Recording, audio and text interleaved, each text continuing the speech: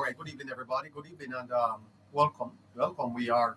We're live on the Politics Matter JA YouTube platform, and we are also live on TikTok.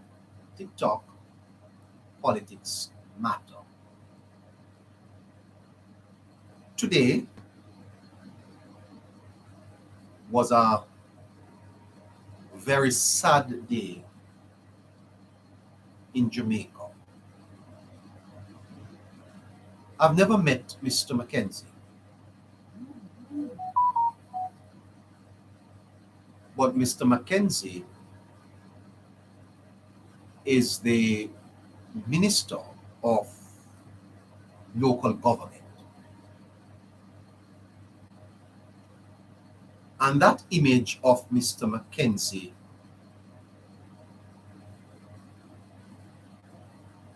being washed off with milk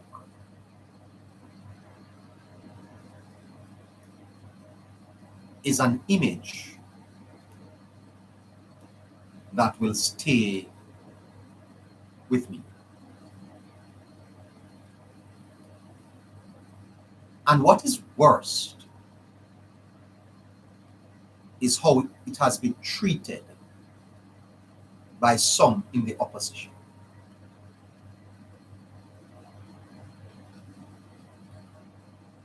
This country is suffering from amnesia. We are suffering from amnesia. And a nation that does not know how to be gracious and grateful. You man talking would you talking the way it is was a PNP MP. Stay tuned. Miss Zulika Jess of the opposition made a post. Miss Jess, I thought better of you, man. Please repost the live, tap the screen, share the live, and send a heartbeat, please. If it were Mr. Mark Golding, I would have said the same thing. And I have to ask the question, is the state pepper spraying itself?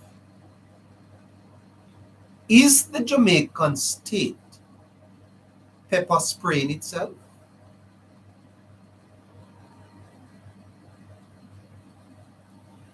When a cabinet minister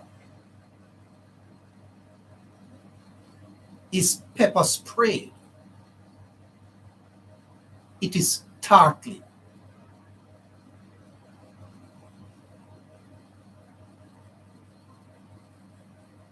And some of what I have heard,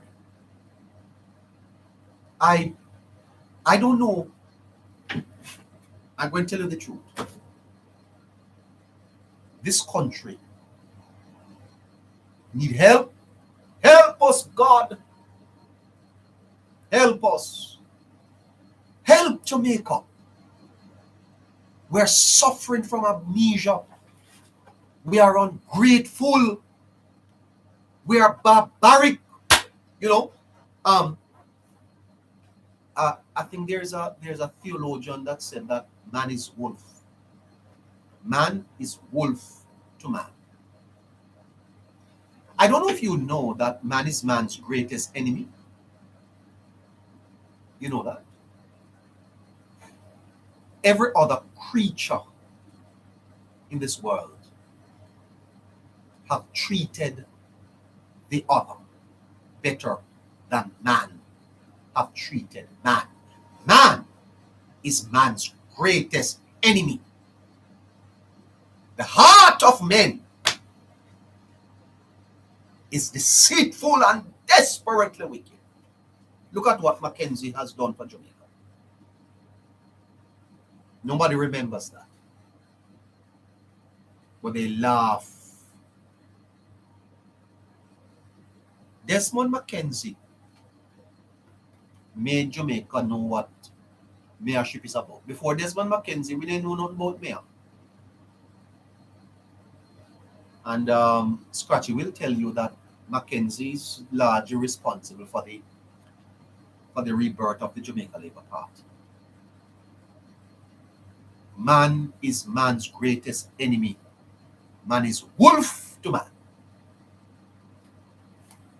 And if man treat man like this, I read the comments on the Glean Up, and 90% of them were negative. And I went to Nationwide and I read those comments too, and they were largely negative.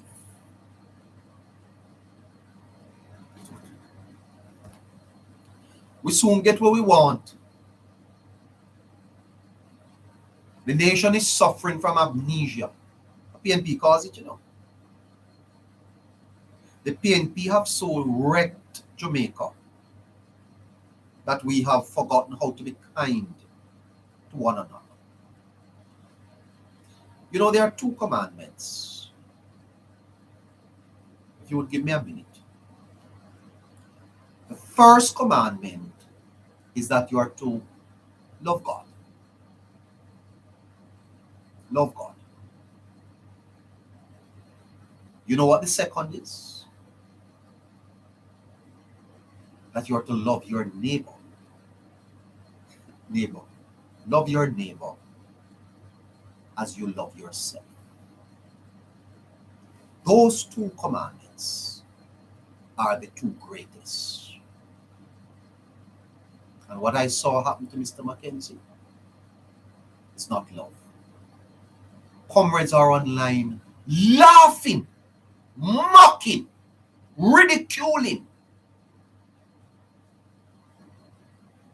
the best local government minister the country has ever seen. And I say to you, Mr. Mackenzie,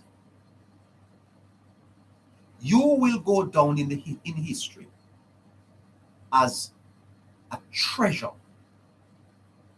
in local government. And that image of you with milk thrown in your face while you stood up for your people is part of your legacy. Laugh on, comrades, laugh on. Laugh on. Embrace it, Mr. Mackenzie, because when the history is written, it will not be a page that we skip over. It will be a page that we read with admiration.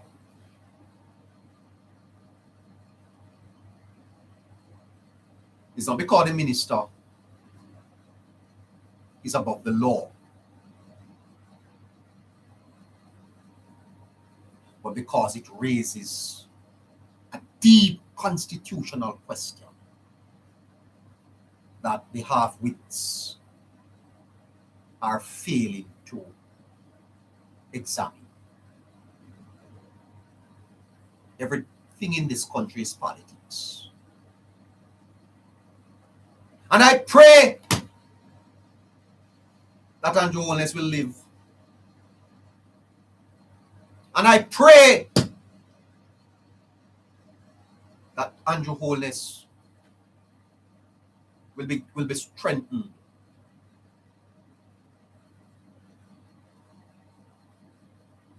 Because the venom coming out of the enemy. The Apostle Paul was on the land of Malta in the book of Acts. And the Bible said that a venomous serpent fastened itself on Paul's hand as he warmed himself. And he shook it off. Hallelujah. Hallelujah. He did no harm. Asking everyone to tap the screen, share the live, repost A the live. venom, A venomous serpent fastened itself on the man's hand, and he shook it off in the fire, and it did him no harm. And I want to say to those venomous bloggers laughing on us, skin on the teeth, laughing over there, you're venomous serpents, but your venom will do the Labour Party and its leader no harm. No harm. It's not a moment for rejoicing. You are venomous serpents, but your venom has been quelled by the Almighty. For who God bless, no man can curse. Laugh? You're laughing?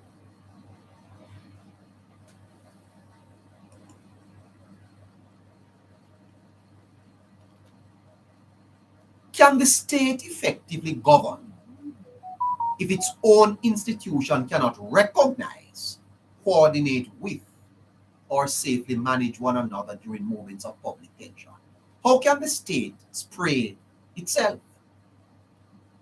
How? How does a minister get sprayed under any circumstances? Can you imagine the President of the United States being pepper sprayed? How? How does a minister get sprayed? It's amazing. That shouldn't even be a mistake. Because once the minister gets on the scene, there should be a standard operating procedure, SOP. It's not about privilege. The man is an elderly man. Mackenzie is over 70 years old. The minister of local government, people have been throwing milk in his face, and I wash him off with water. And that is acceptable. We laugh about that. And the leader of the opposition spokesman on I soon get to her absurd statement. Huh?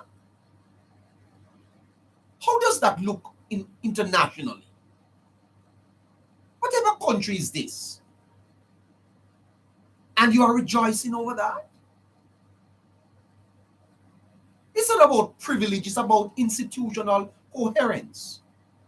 A police officer represents the authority of the state. The policeman is representing the government, you know.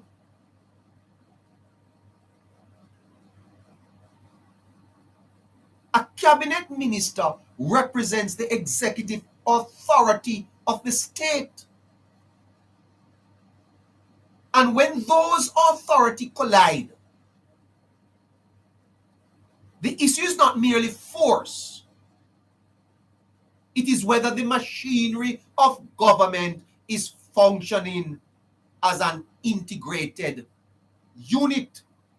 The minister should not have been sprayed under any circumstances, not even by mistake.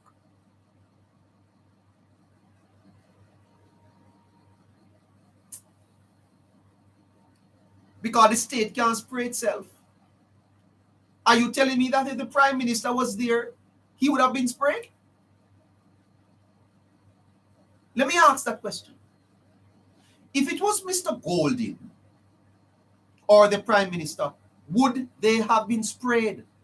Pepper sprayed? You could have pepper sprayed the prime minister, brother.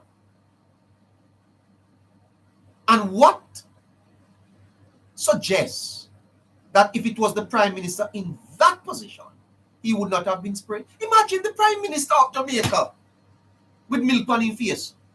I wash off pepper spray. What on God's earth is happening here? And if you think that is it's politics, what about the leader of the opposition? And most of the debate immediately asks, was the police officer justified? Was Desmond McKenzie interfering? Did the crowd provoke the response? Those are important factual questions, but they are not the first constitutional questions. The first question is this: what is the state standard operating procedure when elected representatives or ministers arrive at an active police operation? How is it to be handled? Because if there is a active police operation and the prime minister comes on the scene, what is the police to do? You can't take a pepper spray, brother, and spray the prime minister. And if no such protocol exists, it is an institutional failure. And it has to be corrected. This should never happen again. Because the state is not meant to be fragmented. So what Max Weber described the state as possessing the legitimate monopoly on the use of force. But that monopoly assumes coordination.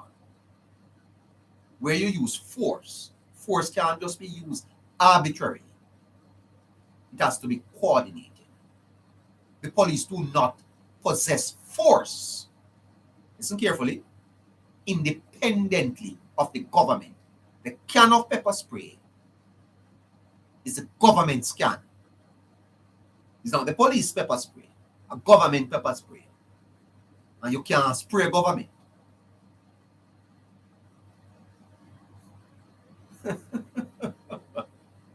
The police do not possess force that is independent of the government. The force that the police possess is a delegated authority. They are acting on behalf of the state of which Mr. McKenzie is a member. So how you spray? The police exercise delegated authority. Likewise, ministers do not personally command police operations. They don't intervene. They govern through institutions. But the philosophical ideal is that every arm of government understands its own limits while respecting the constitutional role of the others.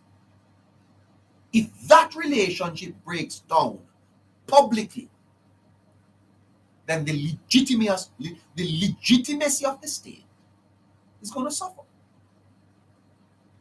And some will argue that, oh, you're arguing about privilege. I'm not arguing about privilege. A minister should be treated exactly like everyone else. In one sense, yes. There's no minister that is immune from lawful police action. No. But equality before the law is not the same thing as operational blindness. If you are in an operation and a minister of government comes on the scene, there must be a way that that operation is to be carried out. Because you can't pepper spray the prime minister. All right, let's wild. What if it was the Chief Justice? You go pepper spray the Chief Justice? What if the Chief Justice was there? Would the Chief Justice be pepper spray? What about the Governor General? What about the Commissioner of Police?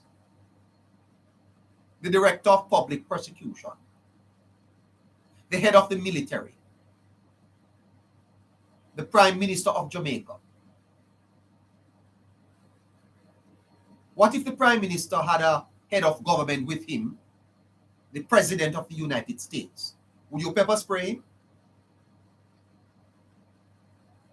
The concern would not be that these individuals deserve special treatment because of status.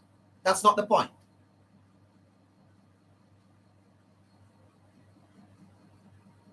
It is that constitutional office holders occupy roles requiring communication and coordination. Recognition is not privilege. It is governance. Recognition is not privilege, brethren. It is governance. There must be an SOP in place that governs operations when a minister of government gets to the scene. You can't pepper spray him.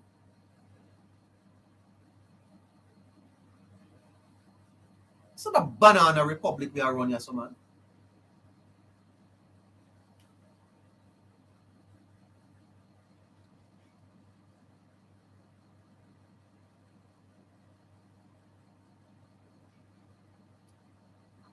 Listeners, I'm asking you to please send the heartbeats, please. I really need it to send out the live.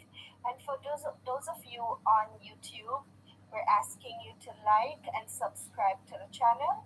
And we're also asking you to ask your friends or families to like and subscribe to our YouTube channel.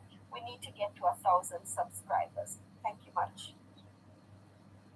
So was the state pepper sprayed? Was the state pepper sprayed? In a symbolic sense, yes. The police are agents of the executive branch. Cabinet ministers are leaders within the executive branch. If both were acting under lawful authority, yet found themselves in physical conflict, the episode reflects internal disorganization rather than institutional strength. Something is missing.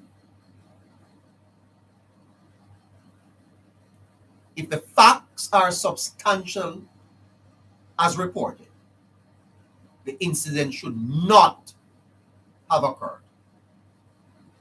And there's no argument as to whether Mr. Mackenzie was right or wrong.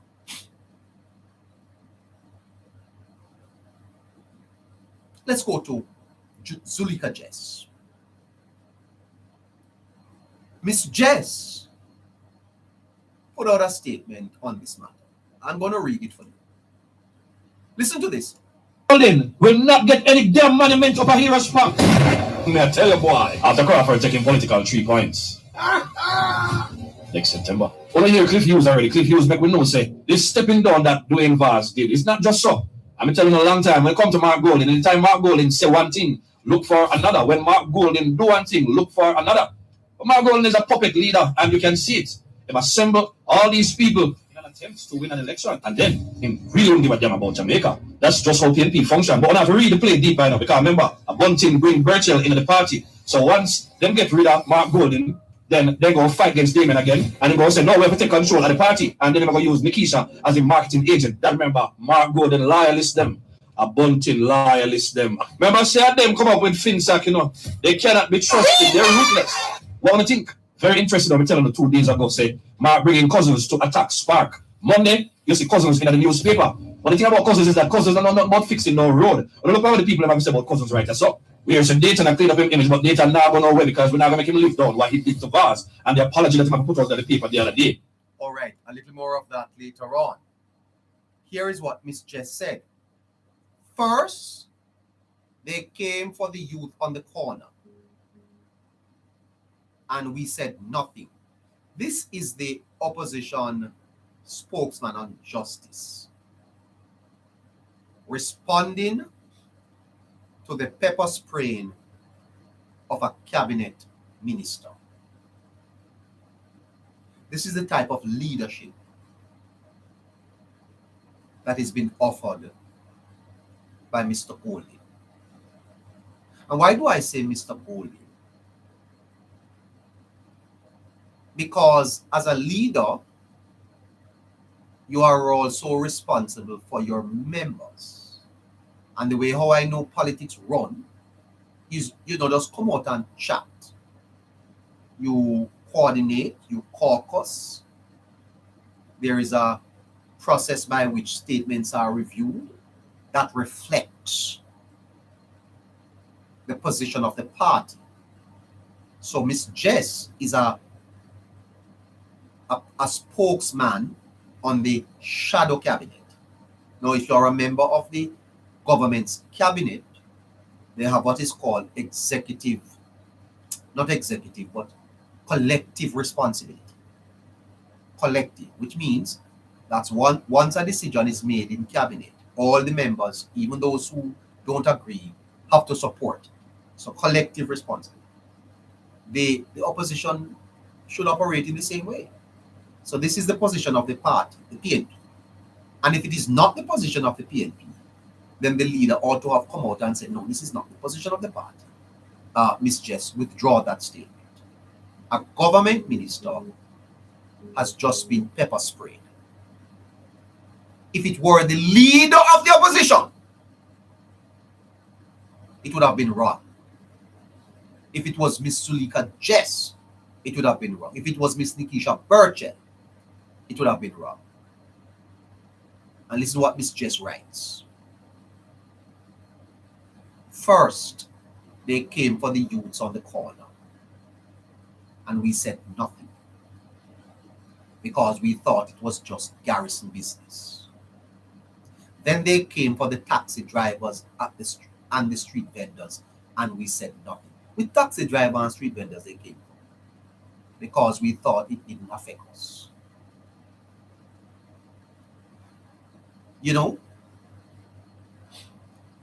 I thought education should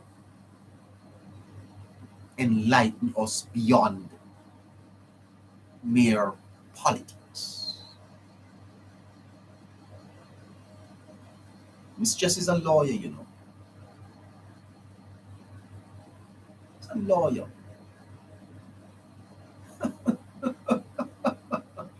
No, sir. No, they are pepper spraying a sitting cabinet minister. Why is she using the word sitting, by the way? They are pepper spraying a cabinet. What the word sitting? He's a sitting cabinet minister. What is sitting? Where must sit? Oh. Work on that, students. They are pepper spraying a sitting cabinet minister and West Kingston MP. And suddenly, everyone is looking around wondering how the system got this out of hand. Seeing the video of local government minister and West Kingston MP Desmond McKenzie being pepper sprayed by the police at Darling Street is both deeply alarming and a massive reality check. For months, Ms. Jess says, I've been sounding the alarm about excessive police force and the total lack of accountability. So Ms. Jess equates this incident with police excesses. Really, Jess? I guess some people thought it was just political rhetoric until the pepper spray hit a front bench cabinet member. Miss Jess used the unfortunate incident of Mr. McKenzie to score dirty, cheap political points. Dirty, cheap points. The least you could have said, Miss Jess, is you regret it and you wish the minister a speedy recovery. That's the least you could say. That's all that was necessary at this point. And you call for a thorough investigation into the matter.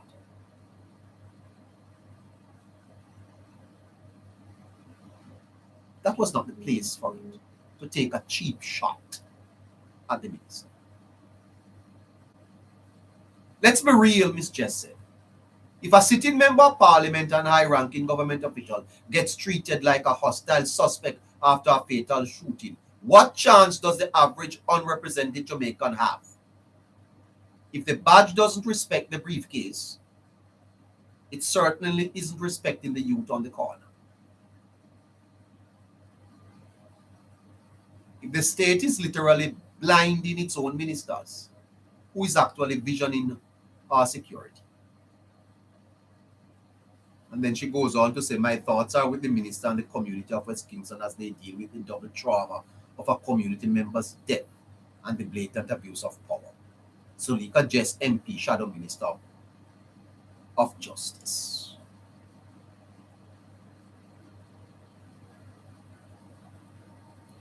Miss Jessie's response is rhetorical, but it's not statesmanlike.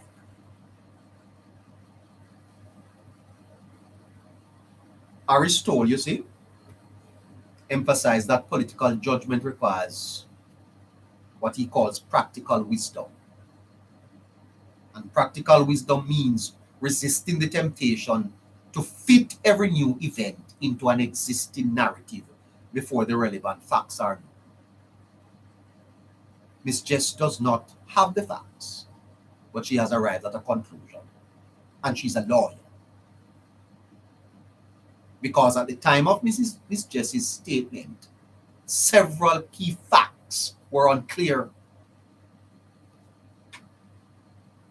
Why was the pepper spray deployed? Did Miss Jess find that out? What instructions were given to the officers? Was Mr. Mackenzie intentionally targeted or caught up in a fast-moving situation? What was the operational context following the police shooting? Yet Miss Jess' statement proceeds as though those questions have already been answered, characterizing the incident as a blatant abuse of power. Miss Jess, you're a lawyer. Where is the evidence to suggest that that was a blatant abuse of power by the officer? And you're a lawyer.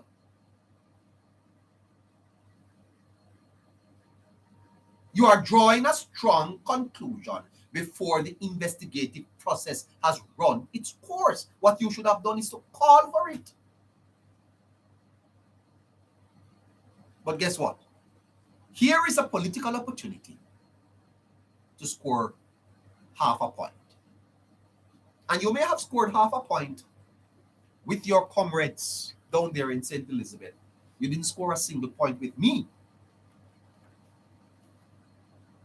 Because the minute I saw your statement, I realized it was flawed.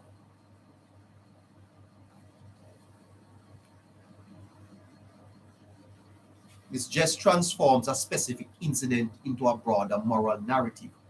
Hear what she says. If the badge doesn't respect the briefcase, well, Miss Jess, I commend you for your effective political rhetoric. But it shifts the discussion from evidence to symbolism. The pepper spray becomes the proof of systemic oppression.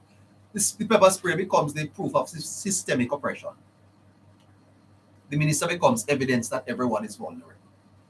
The incident becomes confirmation of pre-existing thesis.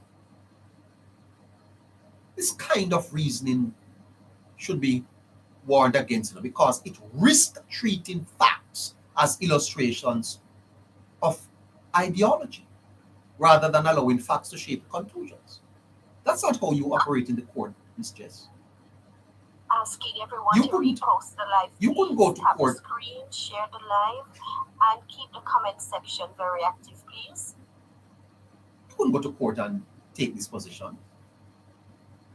And then you move on to say, now he knows how ordinary Jamaicans feel.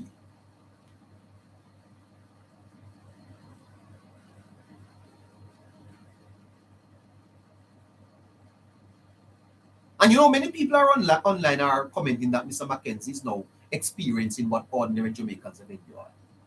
That response rests on what is called distributive suffering. You deserve empathy only after you have suffered yourself.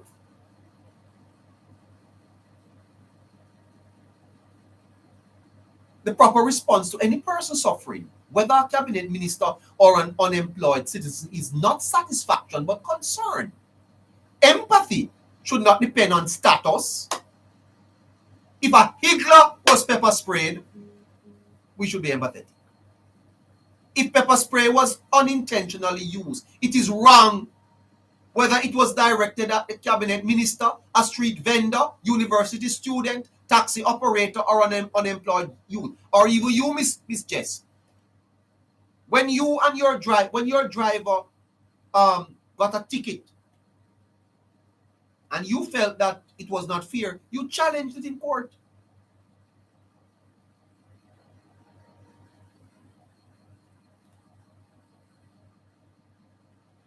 There's another dimension that is often overlooked. Desmond McKenzie is not merely a private citizen. He's a cabinet minister and an elected member of parliament with decades of public service. Regardless of political affiliation, the office carries some significance. The concern is not that the minister deserves immunity. It is that constitutional offices embody the authority and dignity of the state. Mr. McKenzie is a senior minister, over 70 years old. And to see him washing pepper spray from his eyes with milk in front of cameras is not merely a personal indignity. It projects an image of institutional disorder. It don't look good for Jamaica that our Minister of Local Government is being broadcast all over the world with people that throw milk in their face and water for washing off. Very poor. International observers do not necessarily distinguish between the police and the cabinet in moments like this. They see a government and a people where coordination is required. Public disorder. I don't even want to comment on the crowd. That's another matter.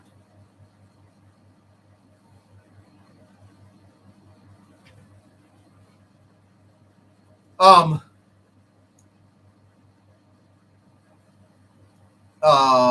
2 minutes to 8 o'clock. I have to move on. The PNP seem to be heading for a leadership challenge. Here is a report coming out of Nationwide. The PNP's lost to Holness's JLP in the general election held on September 3, 2025, had a discombobulating effect on many in the Mark Golding-led party. And over 10 months since the defeat, equilibrium continues to elude those who were certain Mark G would lead the orange takeover of Jamaica House. Our sources tell us that since Holness completed his trip last September, there has been a growing sentiment inside the PNP that Mark Golding missed his chance to lead the country and must make way for a new comrade leader. And it's on the back of that discontent that Damien Crawford has been quietly building a coalition that his supporters hope will design and execute a successful tilt at the PNP presidency come September next year. Our sources say Crawford, who in recent years has been cast by the PNP as the hype man in chief wherever a comrade needs a boost at a political meeting during election season, is ready to shed that image and relinquish that role. Crawford, we are told, can count on the support of at least 12 of the 28 MPs on the opposition benches. We've been told that his growing support has spooked the Golding camp. And that's what we've been told contributed to the decision by Central Westmoreland MP Dwayne Vaz to remove himself from the slate of deputy opposition spokespersons. Vaz is a key ally of Damien Crawford. The PNP issued a terse statement last week saying Dwayne Vaz relinquished his duties as deputy spokesman on Roads and Works to focus on constituency responsibilities. But it's understood that Vaz expected to be promoted to the job of spokesman on Roads and Works following the resignation of Richard Azan. Azan had come under fire inside the PNP for failing to highlight what the PNP views as the shortcomings of Portfolio Minister Robert Morgan. Vaz is understood to have been told by Golding that he would not be promoted and that his time was best spent focusing on his constituency. That, we understand, was what prompted Dwayne Vaz to walk away. Vaz's allies say the second-term MP was victimized. They say Mark Golding would never promote him to the full spokesman role, as doing so would give a Crawford ally a national platform to speak on issues. On the weekend, there was a flurry of activity on PNP platforms across social media, with the looming Crawford-Golding battle and the attendant collateral damage being the main topic of discussion. That activity was fed by a story carried by BOJ TV that Vaz would be challenging a Golding ally, Colin Hitchman, for the leadership of the PNP's Region 6. That declaration has prompted a flurry of criticism of Dwayne Vaz by some comrades who are upset at what they say is his attempt to destabilize a region that has regained its luster as a bastion of PNP support under the guidance of Hitchman. George Davis for Nationwide News. I don't know if you noticed that Nationwide is monitoring social media. In that report, George Davis is speaking about the battles on social media. My understanding is that they record this program at nights and they all listen to the views. Well, turn on your recorder, press play, and listen. There is a video that was sent to me by a man, a blogger on social media. Listen to him. Will not get any damn monument of a hero's park. Me I tell you, boy, after Crawford taking political 3 points. Next September. Only hear Cliff Hughes already. Cliff Hughes make we know say this stepping down that Dwayne Vaz did. It's not just so.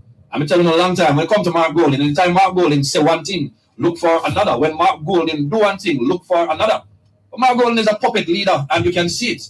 They assemble all these people in an attempt to win an election, and then him really don't give a damn about Jamaica. That's just how PNP function. But we have to read the play deep right now, because remember, a bunting bring Birchall into the party. So once them get rid of Mark Golding, then they go fight against Damon again, and they go say, no, we have to take control of the party, and then they're going to use Nikisha as a marketing agent. That remember, Mark Golding loyalist them, a bunting loyalist them. Remember, say them come up with Finsack, you know, they cannot be trusted, they're ruthless. What do you think? Very interesting, I was telling you 2 days ago, say, Mark bringing Cousins to attack Spark. Monday, you see Cousins in the newspaper. But the thing about Cousins is that Cousins are not about fixing no road. But look how the people have said about Cousins right there. So, we hear some data and clean up him image, but data now going nowhere because we're not going to make him lift down what he did to Vaz. And the apology that he put out on the paper the other day, eating crows like a Cliff Hughes said. If you notice, Bunting is keeping quiet in the background right now. So this is the cleansing period to come out and appear different. So no longer on the front line in terms of the controversy. They might use the young MP them to do that because they want to appear statesman-like. But it not going to work. It's the same PNP. We are dealing with them full of tricks. They want to stop the progress that's happening in Jamaica because traditionally all them doing about taxpayers' money. So all of the Spark program them and all of the program them where the government are going with,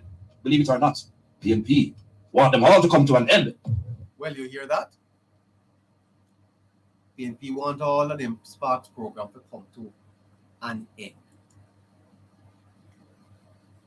I think this is going to be quite interesting.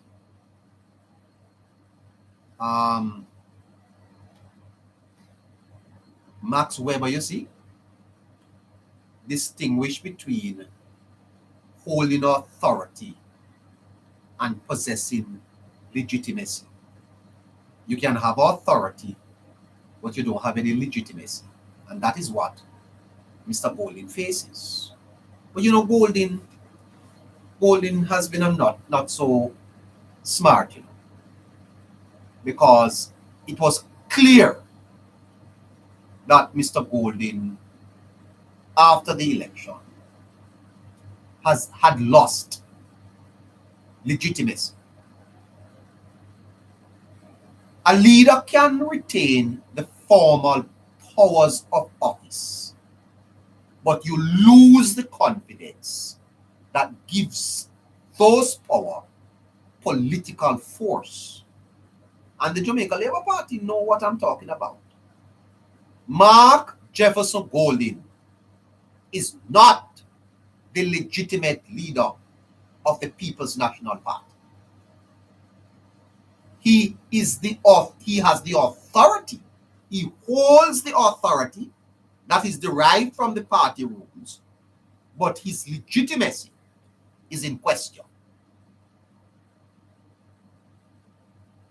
It is important to understand those distinctions. Authority comes from the party rules. Legitimacy comes from confidence.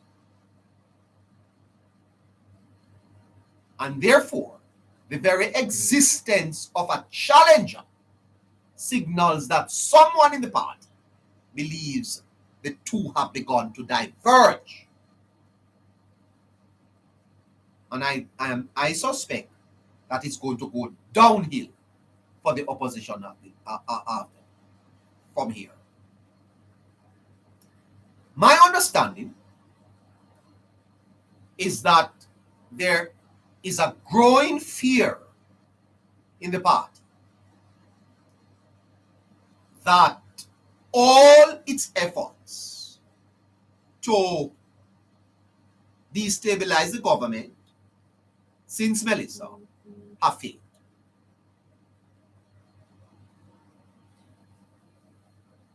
And that with NARA, I see NARA is now at the Digicel building downtown Kingston. The CEO of NARA has been meeting and talking about large projects. The government is rolling out Sparks 2. The north-south, the Montego Bay bypass is about to cut ribbon. All types of projects coming on stream. That the PNP fears a fourth term. Many labor rights are putting out posters talking about fourth term loading. Fourth term loading.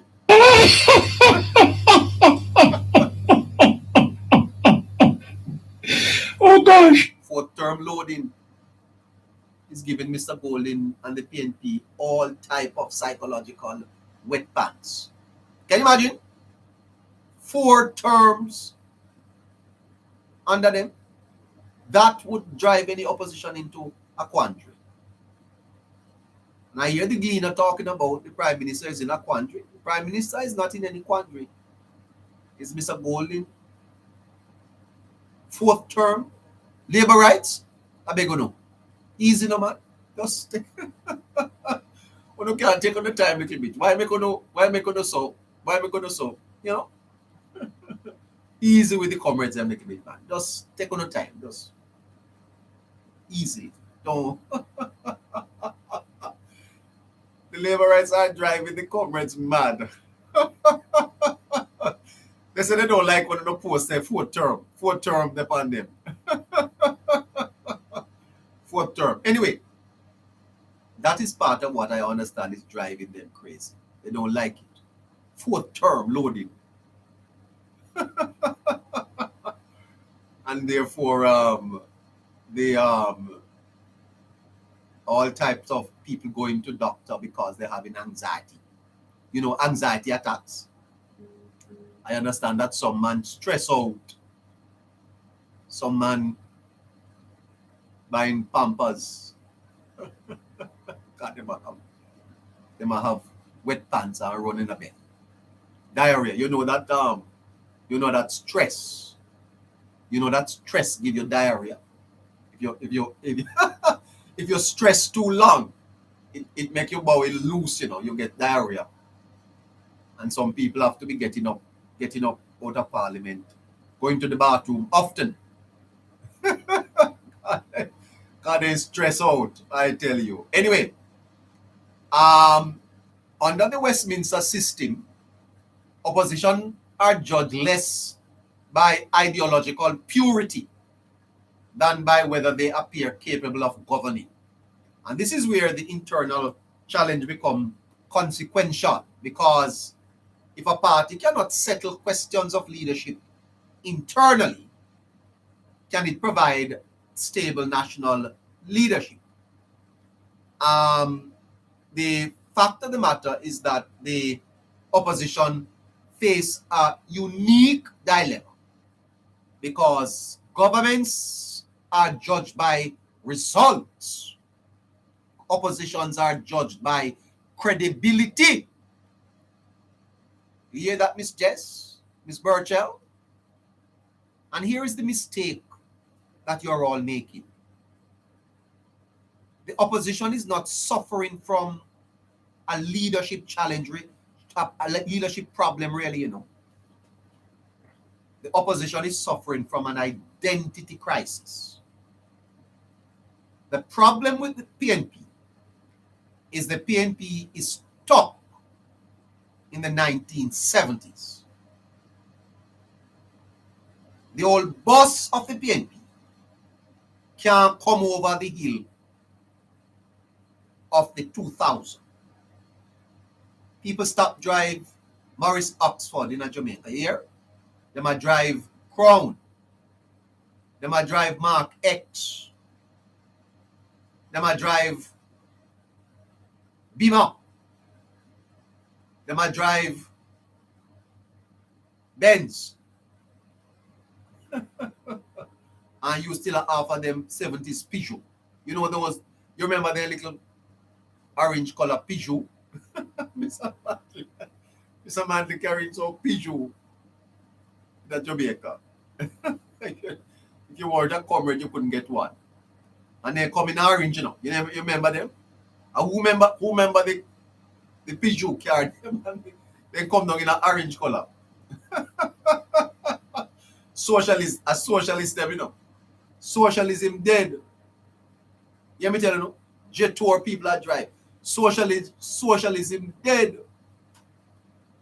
And that's enough you understand. It's an identity crisis. So no matter what you do with the leader, the DNA of the party have to change. And you can't win. And change for the PNP is embarrassing. For the PNP to change, it's going to be embarrassing. Because they would have to acknowledge that they have erred. That's why the party sent for PJ in the last election, you know.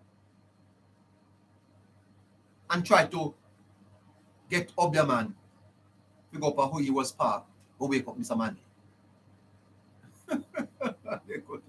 Mr. Mark Golding get people throw a rum in their head. Rub up your head with rum. Asking everyone to repost the live, tap the screen, share the live.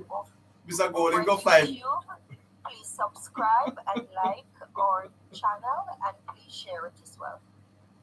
Mr. Golding, go find up your man, rub him up with rum.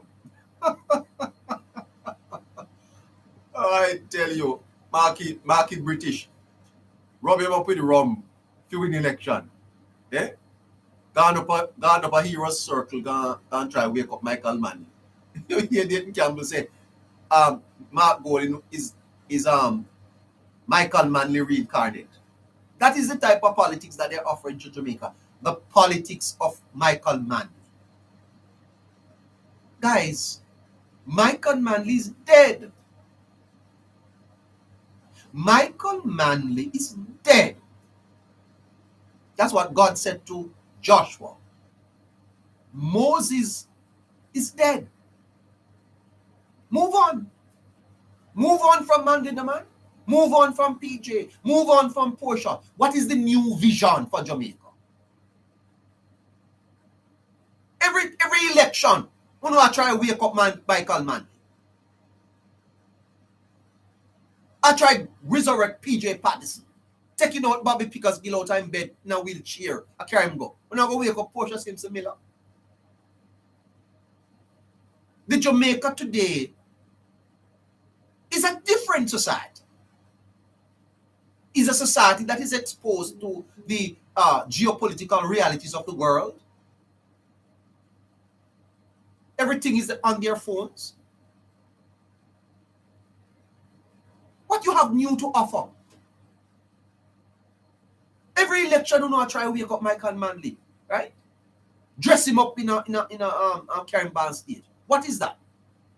That don't be something that, man. That don't be story. It's not the party. It's not the party. Don't need to have no leadership election in mind. The party need to look at itself. It has an identity challenge. It can't win in the old clothes. PNP have to take off the old clothes, take off the old boot and the old frock, get a new haircut because the woman gone. She left, you know, and she now come back.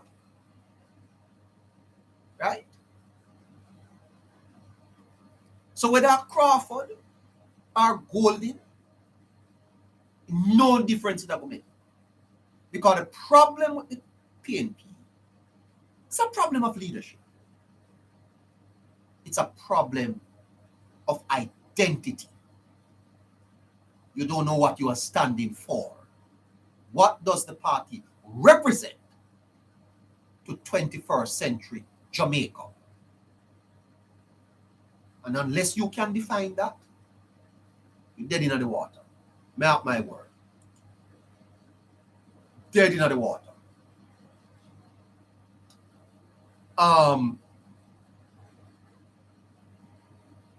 Let me go to something else before I go to my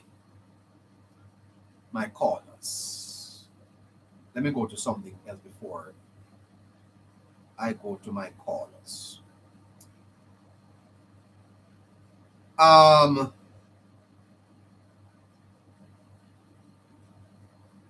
There is a number of things that occupies my mind in the days before I come on air. And one of them is that I think Jamaica is suffering from amnesia. Amnesia. In that we're not used to good leadership. We seem not to appreciate good government even when we see it happening. And last night I spoke to you about the 40 years that Jamaica was a boat with 40 years. PNP rode the boat for almost 24 years. The Jamaica Labour Party for 16 years. But nobody was patching the holes. Everybody was just arguing about who was rowing. And the fact of the matter is that the current government is patching holes and rowing. But the people on the boat are seasick, tired and angry. So when you say, look at the hole that we have patched, they say, but I'm still wet. That's why we don't appreciate good government in Jamaica. We don't appreciate good government in Jamaica. Now, listen to this. Listen to this. The Prime Minister being recognizing Jamaica. Being recognized, and I will talk about this a little bit, but just listen to this. This is not a Jamaica. I'll just do it right now, is because not only do they have an amazing system building on a lot of departmental, interdepartmental Go ahead, play. Go ahead. work, but also this man is one of my big heroes. I mean, the most extraordinary person. You know his whole lesson talking about? Big hero, extraordinary person. You know, sometimes, you know, I am not a racist, but sometimes I wonder if black people bring down their own. I'm Rocky Mead.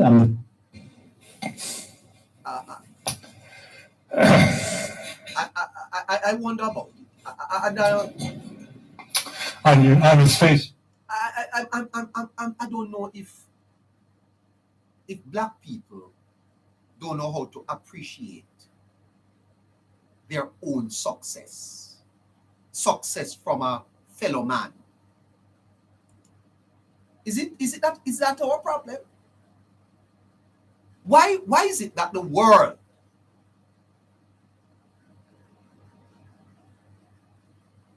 see Mr. Holness as such a distinguished leader, and Jamaicans are treating him like this?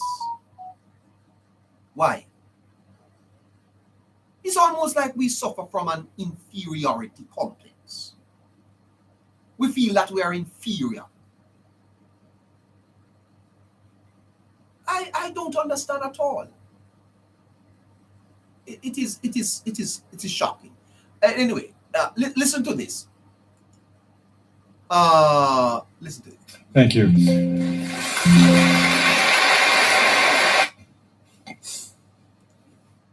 That's not the tape. The other one. The other one. Let's get the other one. Okay, let's move over here. For close that Hold on, we're getting now. where will the next Getting a little bit of problem here. Here is it. In Jamaica, I'll just do it right now, is because not only do they have an amazing system building on a lot of interdepartmental work, but also this man is one of my big heroes. I mean, the most extraordinary person. He is in the trenches with people. I've had the pleasure of meeting many great leaders in different countries over the years. I actually have never met a person like him. He totally gets who you are. Did you hear that? Did you hear what the man said about Mr. Holness?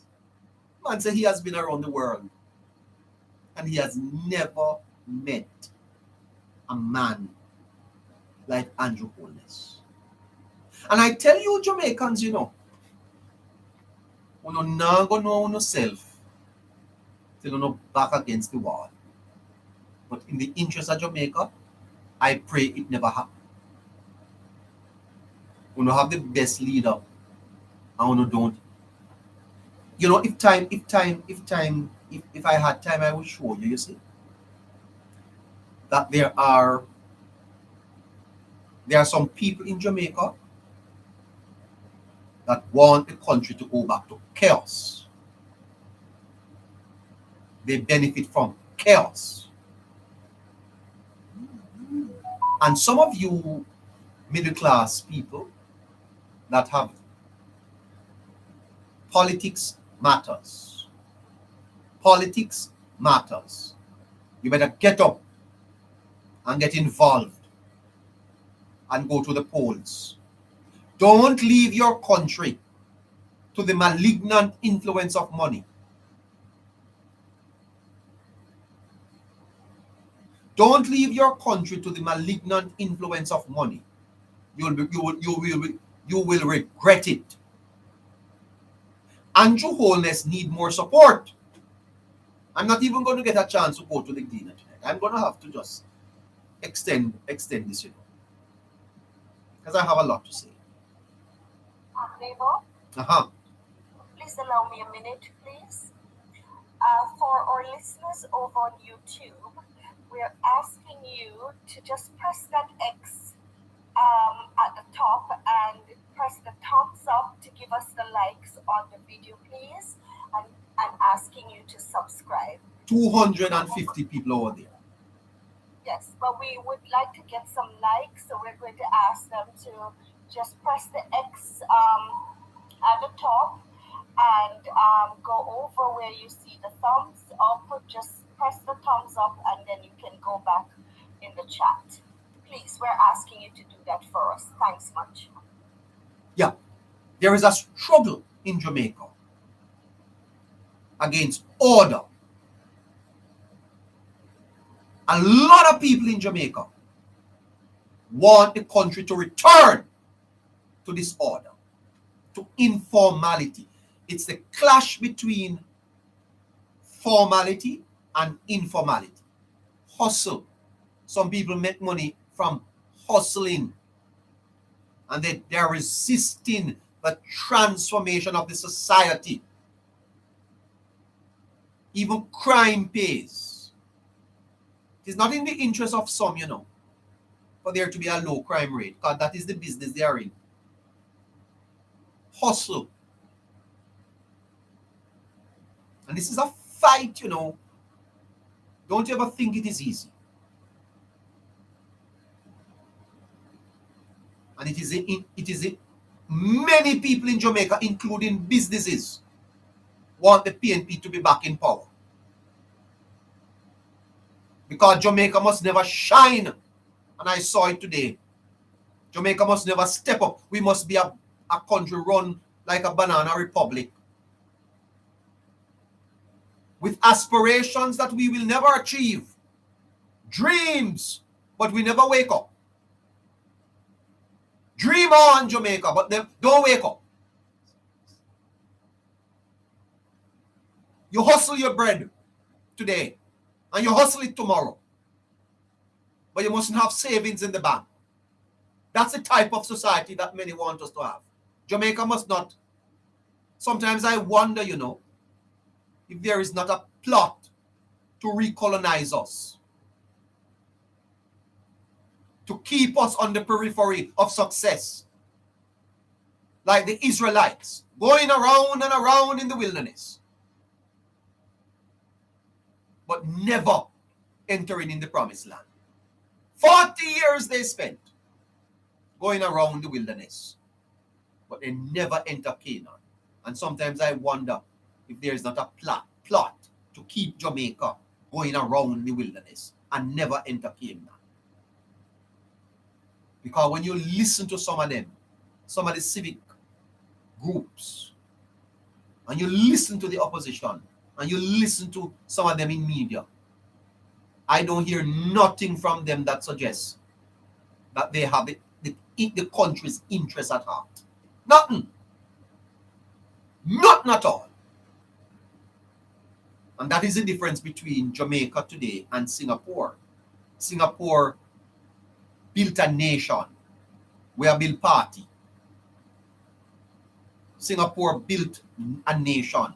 We build tribes, perpetually at war. And as they fight one another, Jack Kingdom go to waste. Look at this land. Such a beautiful place. I saw Usain Bolt today sitting watching France playing Spain. By the way, congratulations to Spain. France, French toast. France, gone home, French toast. Right? A son of the soil. What is it that Jamaica can't do if we put our heart to it? And we have a recognized leader in the world.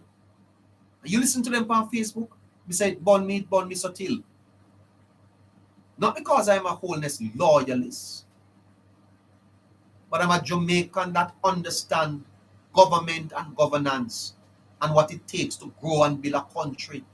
And we have all the tenets of good leadership in Andrew Holness and the Jamaica Labour Party. We do. So why is it the hatred turn up?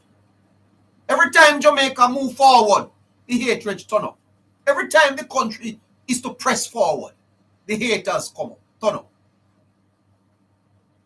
Something wrong, man? Sister, something wrong, yes.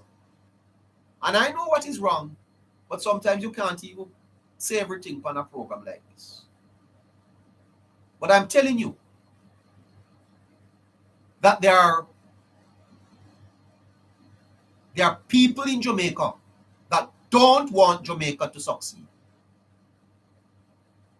We must not succeed. We must become the powerhouse in the Caribbean and the powerhouse in the world. An amazing system building on a lot of interdepartmental work. But also, this man is one of my big heroes. I mean, the most extraordinary person. He is in the trenches with people. I've had the pleasure of meeting many great leaders in different countries over the years. I actually have never met a person like him. I have had the pleasure of meeting many leaders across the world, and he's never met an Andrew Holness. Wow, listen to that. totally gets who you are, and he really gets you. Here he is. Oh my gosh. Prime Minister, you were late. I had a little bit of GIS problems. Or GIS problems navigating here. Well, Let me say thanks for acknowledging Jamaica. And let me acknowledge all of you distinguished ladies and gentlemen who are here, part of this great community. GIS technology must be among the... All right, that is not important to play right now. We will get back to that. What I wanted to bring to your attention was the type of recognition that the Prime Minister was getting from other persons across the world. And I asked, why you can't get it here? Why you can't get it here? Because I don't think we understand what good government is about. We don't. Fact of the matter is that we don't. The problem, you see, is that we are detached. We are detached from responsibility. And you know, human beings have a bias. We blame the present for the past, and we credit the past for the present. Shockingly, you can have a girlfriend, and after struggling with her, you know what? Human beings have a bias. So we say, food expensive, no. So it's the government's fault, no. But we forget the debt, the broken hospitals, the culture of dependence was built over 40 years. Fact of the matter is that you can't plant a tree today and curse it because it don't have any shade tomorrow. Right? There is what is called the gravy train in the Jamaica. Somebody said to me that I'm to explain it further. You have what is called the gravy train. Gravy train. It's when the gravy train start to dry up in a country, a problem. Mark Carney said it quite well. Some governments are on the menu. Some are on the table. For 40 years, politics in Jamaica felt like the menu. Who can I get a job from? You have to have a links. Even 2 sheets of zinc in a Jamaica, you have to have links for. I remember going to the passport office when it was out there on Spanish Town Road. Who remember with the passport office? Who remember where the passport office was near Outer Red Stripe? Now this government is saying we are on the table. We are the rescue mission. Sacrifice now for gain later. But people who are used to being on the menu will always hate being on the table. Because the table asks you to work. The menu asks you to vote. So good government feels like punishment to people who expect handouts. And that's part of the big problem in Jamaica. Is that we built a society of handouts. And now we are asking people to go to the table. Come off of the menu. Not easy. 24 minutes to 9 o'clock. Debo, can you speak to our listeners over YouTube, please, and also the listeners on TikTok? Guys, I must let you know that we have lost our previous YouTube channel. We have also lost all the contents on it, and we have started a new YouTube channel, Politics Matter JA. For those of you on YouTube, unfortunately, we lost our previous channel and all the content. I think it has renamed Caribbean Current. We're asking you to unsubscribe from that channel and subscribe to this current channel you're on, and ask you to share it with your friends and everyone. And for those of you on TikTok, we ask you please to just go over to YouTube and subscribe to Politics Matter JA. We would really appreciate it. Thank you much. Well, thank you so much. So that's Politics Matter JA on YouTube, Politics Matter JA. And we ask you to subscribe to the channel Politics Matter JA. If you have not yet subscribed, please do so now. Those of you who are watching, all 250 of you, please press the subscribe button and like the page. Who do I have in my guest list there, Caroline?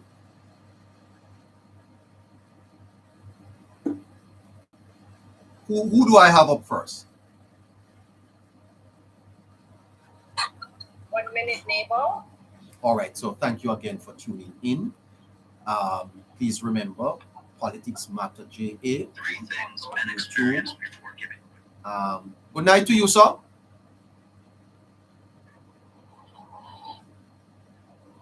Good night to you, Presser. Oh, shit, sorry. Are you on, sir? Good night, caller.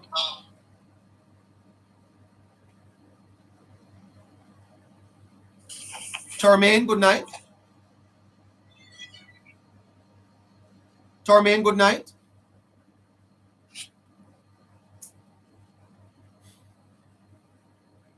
You know that I'm going to be hello. All right. So while Caroline is trying to work through the people that we need to speak to, there are some other matters in the news that I could probably get to while we wait on those people. Hello. Hello. Hello, sir. Oh, boy. Neighbor, go ahead and speak to Astute. I think they're just tappers. Go ahead, Astute. Yes, neighbor. Good evening. Thank you for having me tonight. And you pointed it out so aptly, so appropriately about what we're faced with as a people. Turn up your volume a little. Oh, sorry. Is it any better? Are you hearing me any clearly? Yes, sir. Yes. Are you hearing me clearly? Yes, sir. Go ahead. Beautiful. I'm seeing.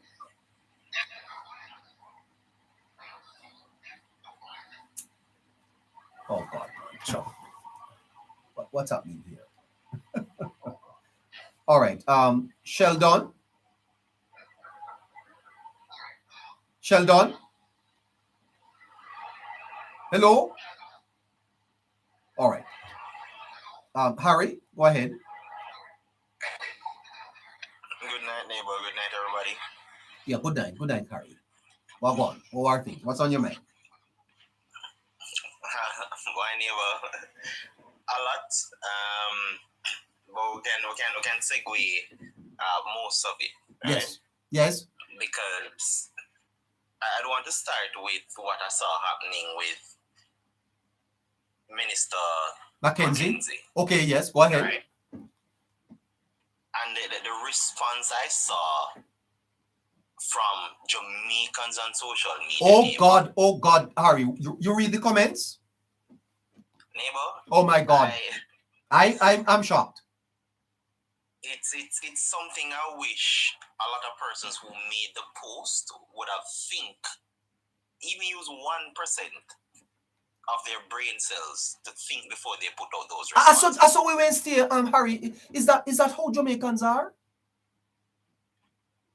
Nemo, I think it comes because of a we versus them kind of feeling. You mean the right? You mean the politics? The politics that has bred that type of mentality in Jamaica.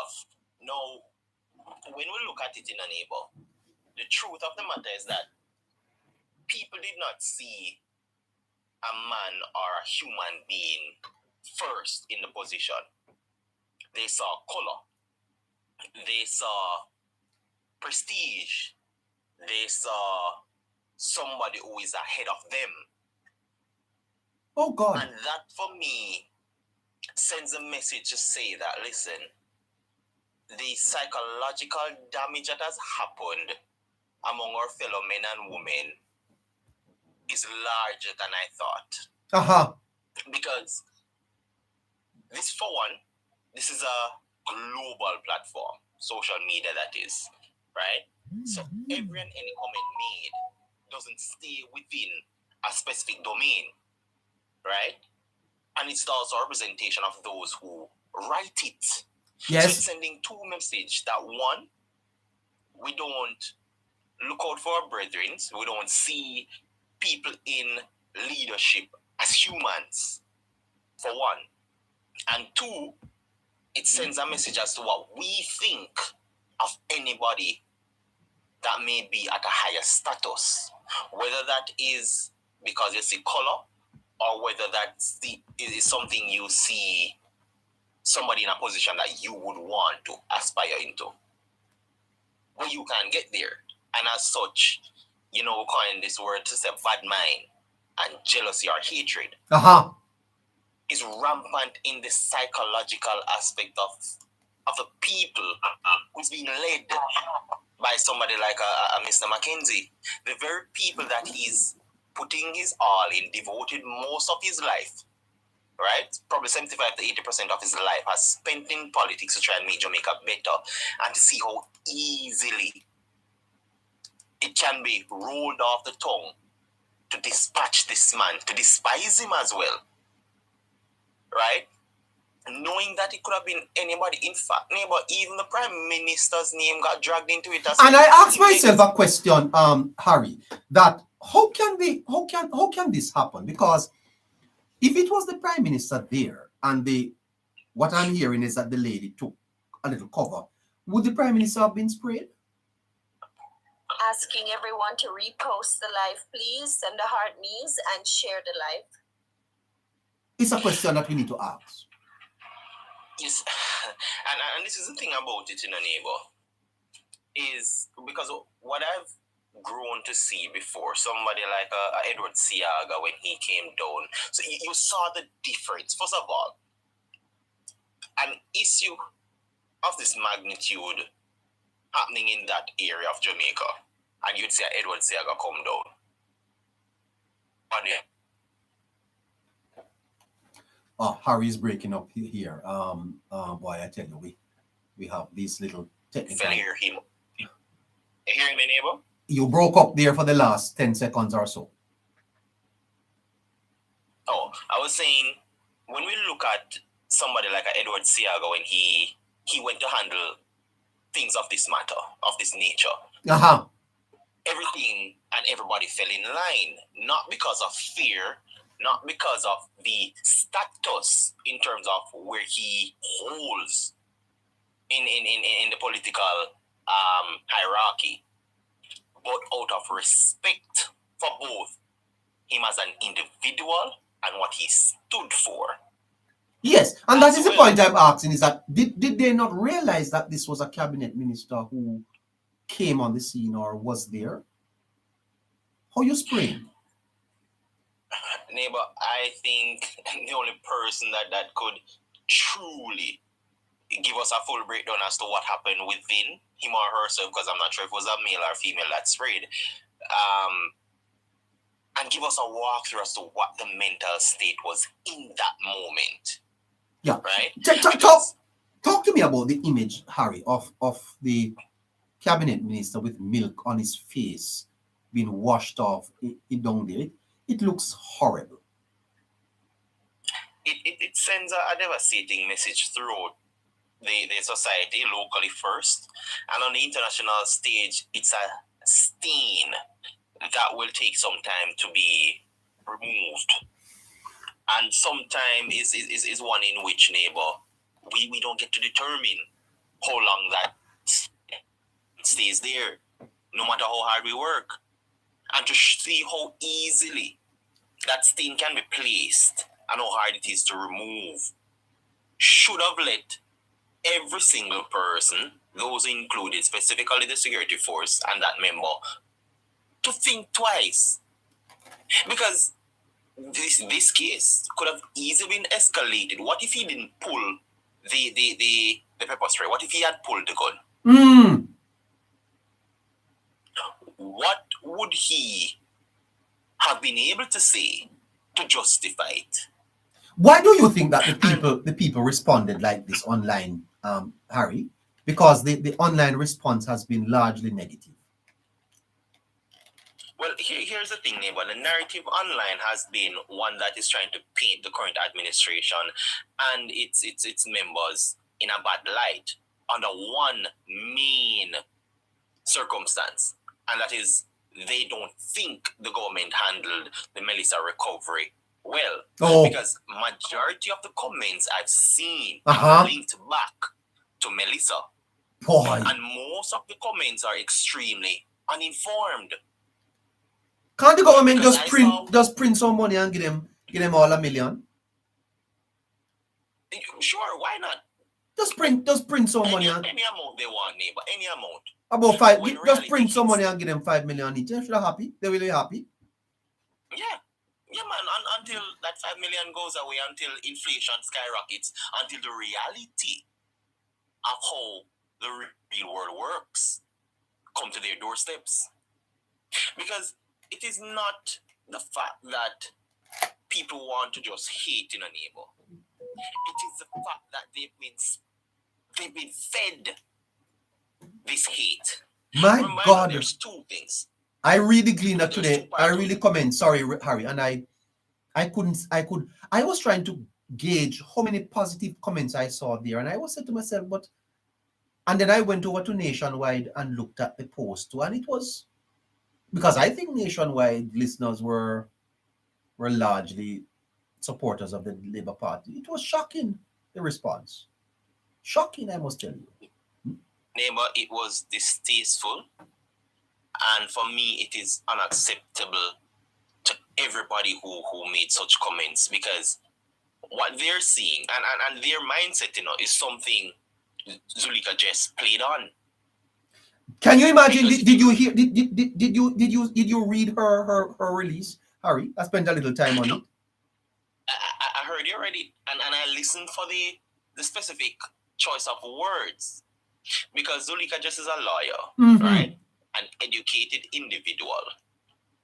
And as such, when you're in that field, neighbor, your choice of words let you wax lyrical, let you bring out certain emotions, or let you appeal to certain emotions. And what I got from what she was saying is that she wanted to paint a picture as if the system that has been put in place Correct. has been rotten to its core. Correct. And has finally reached the top. Correct. And that is not the reality. That's of not the day. reality at all. Yeah, and that is what I don't like about the politics, Harry. It's really nasty. It is not. I think this, and it's funny enough, neighbor, we'll go back to the new breed. This new breed is one in which there are no boundary lines that they won't cross, because they're not statesman-like. By the way, Harry, there's a man in Jamaica that sings, "Every time I read my Bible, I feel all right." he's from Manchester, Mandeville. Every time I read my Bible, that was a winning song in the gospel festival. Dr. Lester Lewis and the Singing Rose Ministry. I understand that they're on the program. Good evening to you, Dr. Lewis, and I know that you're a veteran in the business, man. Great to have you on the program. And Singing Rose, good evening to you both. How is Mandeville and all the friends there? I remember attending my first gospel concert at the Mandeville Primary School when I was a boy to see Dr. Lewis perform. Oh my God, those years were fantastic years. Okay, great to you. All right, go ahead, Harry. Yes, neighbor. You see, because it has appealed to people's emotions, neighbor. And remember, this is part of the performance, because they're in the business of performative politics. Yes. And when you look at the things they're willing to utter to score, whether we want to say political points or to get some form of relevance, right? Because the last relevance Zuleika just got wasn't a good publicity, which was very funny enough. It was with the running of the law, a fellow policeman as well, Yes. and her taxi driver. And it shows now that she was able to disregard the law, despite being a legislator and a lawyer at that time, Yes. right?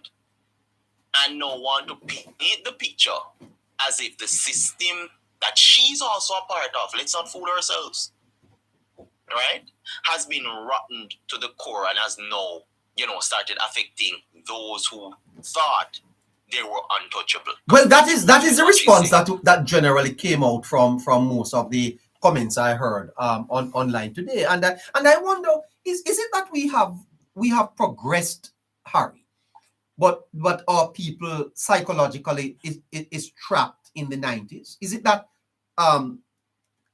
institutionally, physically, infrastructurally, economically we have progressed, but the minds of the people remain stuck in the 90s? Is that what is our problem? I don't want to say it's stuck in the 90s, neighbor. I want to say they are holding to what they know as opposed to accept the psychological change that comes with the physical changes. Because what has happened is that they find themselves in a new world physically. They've even attained educational status.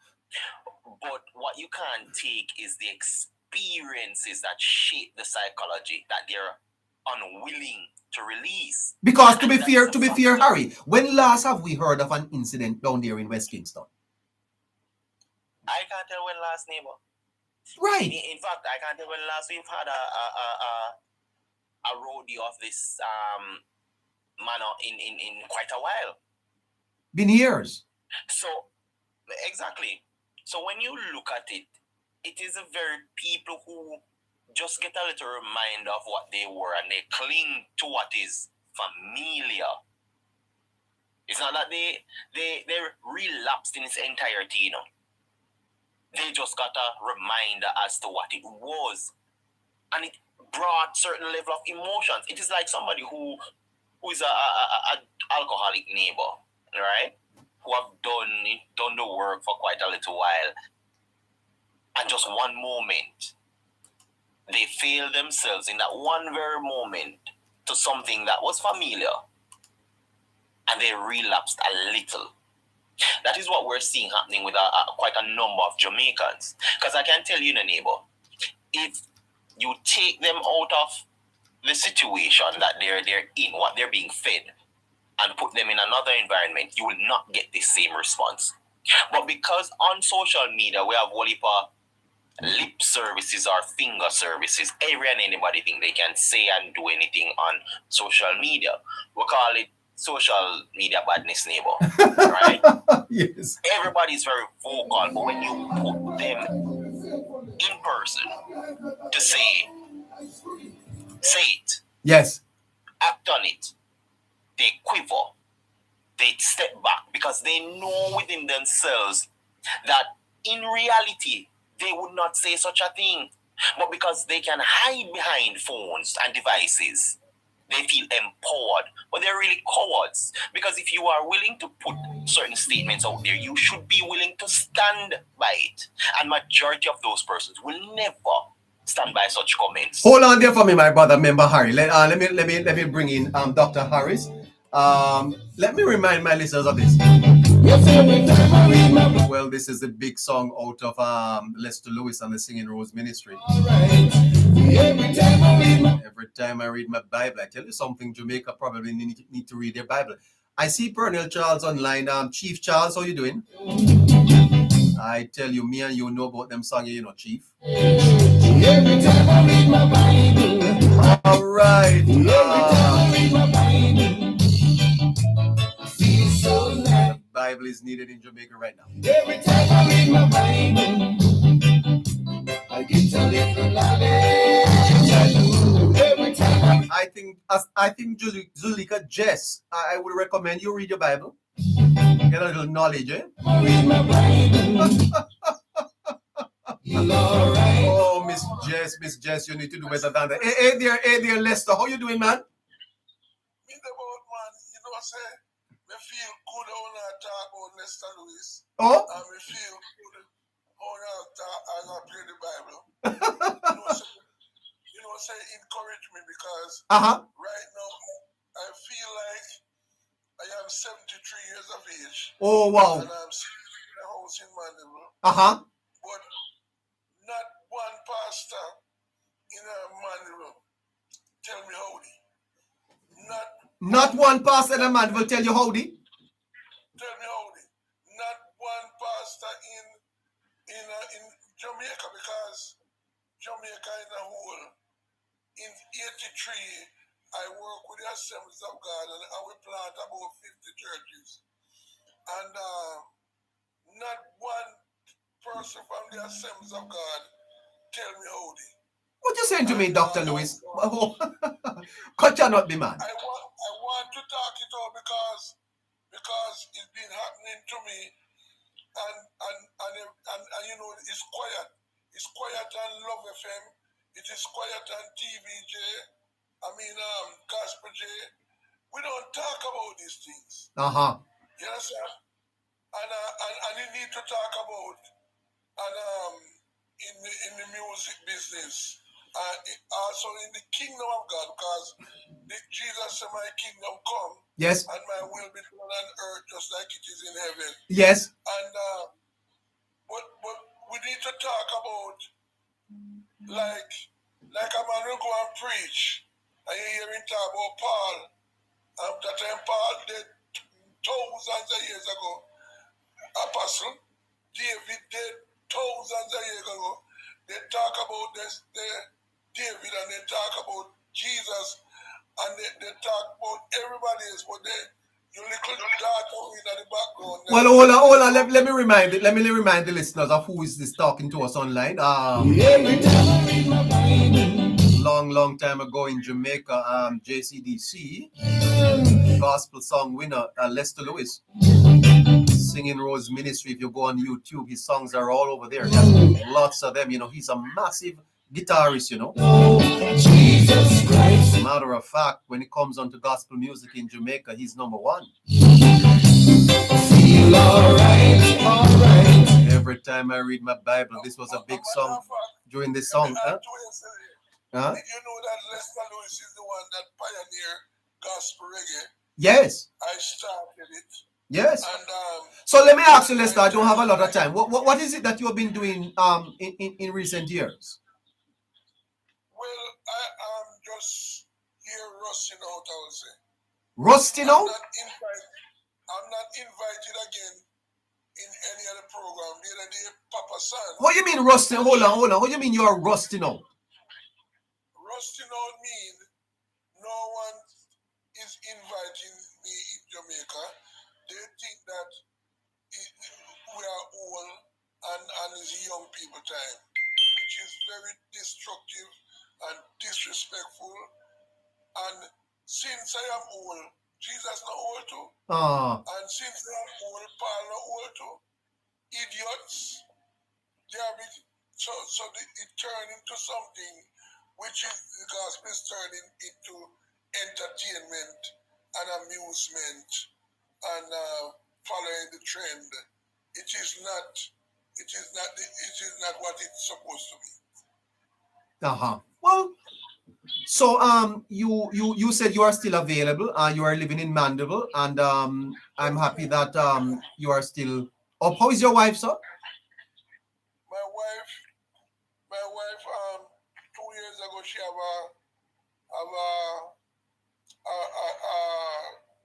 a heart problem, which she almost died. Oh. And but now she getting better every day, and she's fine. Well, great. Well, you know what, Lester? I tell you something, Lester. My moderator should take your number. We have a program here on a Sunday. It would be great one of these Sunday mornings if you could come on and share. we could play some of your songs and let Jamaican recognize that you're still up. Yes. And the next thing what I do many Sunday morning services. Yes. Like I remember one Sunday morning, Dr. Harold Blair Yes. invited me, and those Sunday morning I wouldn't leave here from my wife would cook, and we would leave here with our food and reach to the church by 7 o'clock, and the church is starting 11, But I reached there by 7, set up my band and everything, and do it very professionally and highly. You understand? Yeah, you're a great Jamaican, son. As I said to you, look out for me. I'll be in touch with you. Definitely. You hear? And you need to take the number. No man, you are on YouTube. My producer will get in touch with you. Okay. Yes. Make sure that Yeah, I will. I know. No, she will do that. I'd love to have you on a Sunday morning. You're a fantastic man. Huh? The way you talk to me, you talk like how you talk with great hospitality and great respect, and you're not talking with that double tongue. No. I respect you, sir. Right. And I respect your music because I know of your music. I am from Manchester, so I know I followed your career for all these years. Right. You were one of those gospel singers that I don't go to concerts, and I have been to one of your concerts. Great singer you are. I'm gonna sing a song before I come out. Okay, go ahead. We'll give you a little time. Yeah. Yes. Go ahead. And this is one of my latest songs. Yes. And you're gonna tell me what you hear.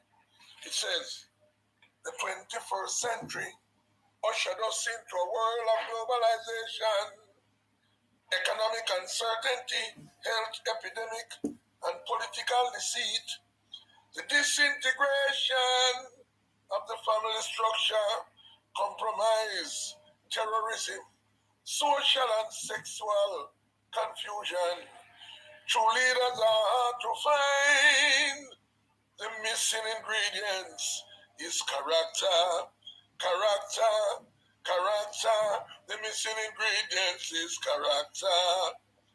Politicians break their own laws. Religious leaders violate the morals they expose. Business tycoon betrays the trust they develop, while athletes break the rules they swear by. True leaders are hard to find. Doctors ignore their code of ethics and soul notes. Teachers sleep with students they should protect. You have to catch me again with that. You have to catch me again. You have lyrics there, man, at 71. Have a great night, Dr. Lewis. Catch you again. Make sure. We want to make sure that we keep in touch with Dr. Lester Lewis and Singing Rose Ministry. Fantastic singer. I feel alright. Where can young people cleanse their ways? It's only by taking heed to the word of God. For the word of God is a lamp unto my feet and a light unto my path. Man, every time I read my Bible, I get a little knowledge. Every time I read my Bible, I get to know Jesus Christ. My Bible says, love you. Read your Bible, pray every day, and you will grow. Okay. Fantastic. All right, Harry. Yes, neighbor. You were onto something there. Well, you see the thing with the how we are nowadays, neighbor, and I want to say we because it's a national issue, and as such it reflects an entire nation and not just a subset. Because what the world sees is that they're saying Jamaicans or Jamaica, and we all fall within that label. Uh-huh. No, if you are the type of person who wants to put something out there, it should be reflective of who you are. Yes. And as individuals, the comments that I've seen does not bode well for any specific person that has made statements calling out the prime minister to say you're next or it should have worse, and these kind of comments are the end result as to what we've seen being fed in the political arena and to these people. Because the truth in a neighbor, there's good and bad in everything there is, but whichever one you feed is what rules. And what we've seen in the social media space is not what is best for Jamaica, to be honest, because bad news travel faster than good. And as such, we're feeding something that is slowly becoming a monster, where if it's not nipped in the bud, we will lose quite a number of the morality. Let me ask you though, Harry, do you think this reflects the society generally, or it is the partisan nature at play within the space? Well, I can tell you this, neighbor. You will have persons who are of color there, and you'll also have people who would have been frustrated by the system for quite a while. When you say of color, you mean because Mackenzie is a black man? Huh? No, in terms of when green or orange. Mackenzie, they see a Jamaica Labour Party member, not even Minister of Local Government, but a Jamaica Labour Party individual. Right? Not even a member of parliament or a legislator, just that he is a Jamaica Labour Party person. And as such, when people see that, if they have their natural bias to be a part of the opposition, then all they will see is, let's attack. Let's find a way to let him be deserving of the mishap that happened. So I'm trying to drag, I'm trying to drag something positive out of this by asking you, is this a reflection of the society, a microcosm of the society that we are seeing here, or is this the partisanship that comes out on social media in this regard? For example, if it was Mark Golding, would the comments have been any different? If it was Mark Golding, I think everything would have been phrased a little different, right? Because, and it's not me in terms of, saying one set of people is above the other. But when you look at those who support either parties, there's a moral compass in difference. There are certain things that I've seen persons of Jamaica Labour Party, or if you want to say the Labour Rights, they don't utter certain things, right? However, I've seen, on the other hand, the People's National Party person, they're willing to go very low. And we're seeing that in terms of the partisanship. Now, what we also are seeing, neighbor, are the comments from a society that gets the visibility. And it's showing as if we tolerate these utterances because they get fed, they get pushed.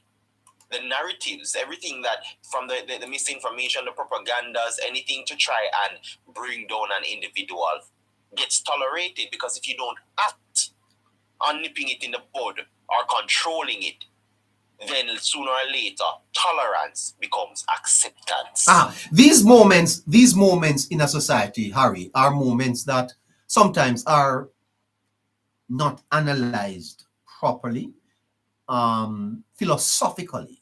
What do you think this moment means for Jamaica as a developing nation, a nation that is beginning to find its soul, its footing, being recognized on the international scene?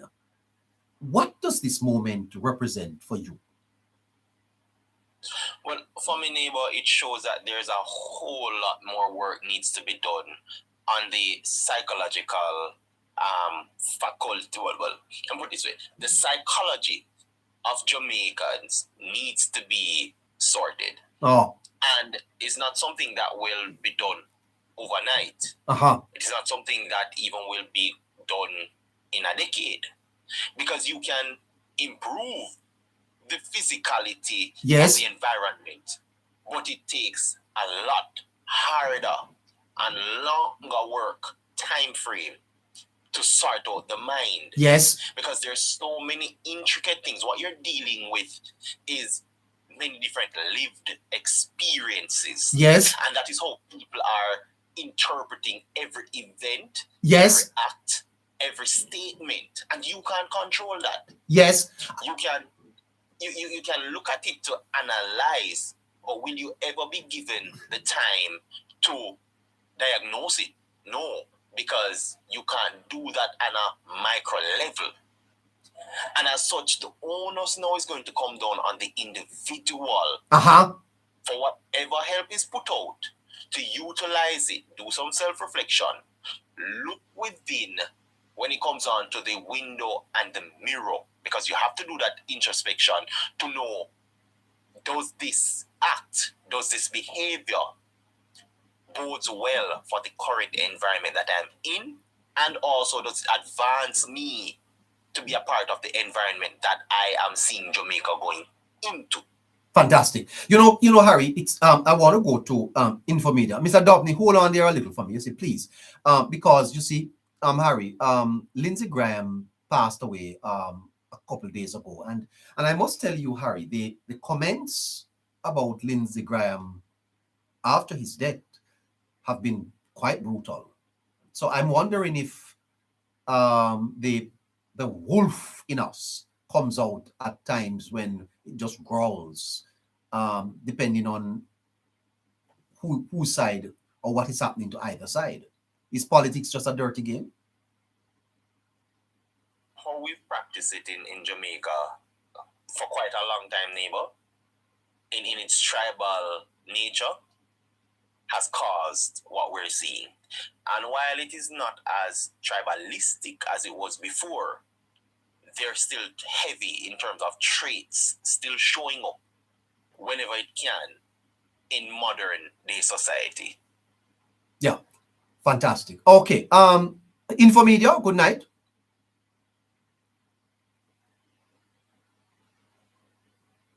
Infomedia.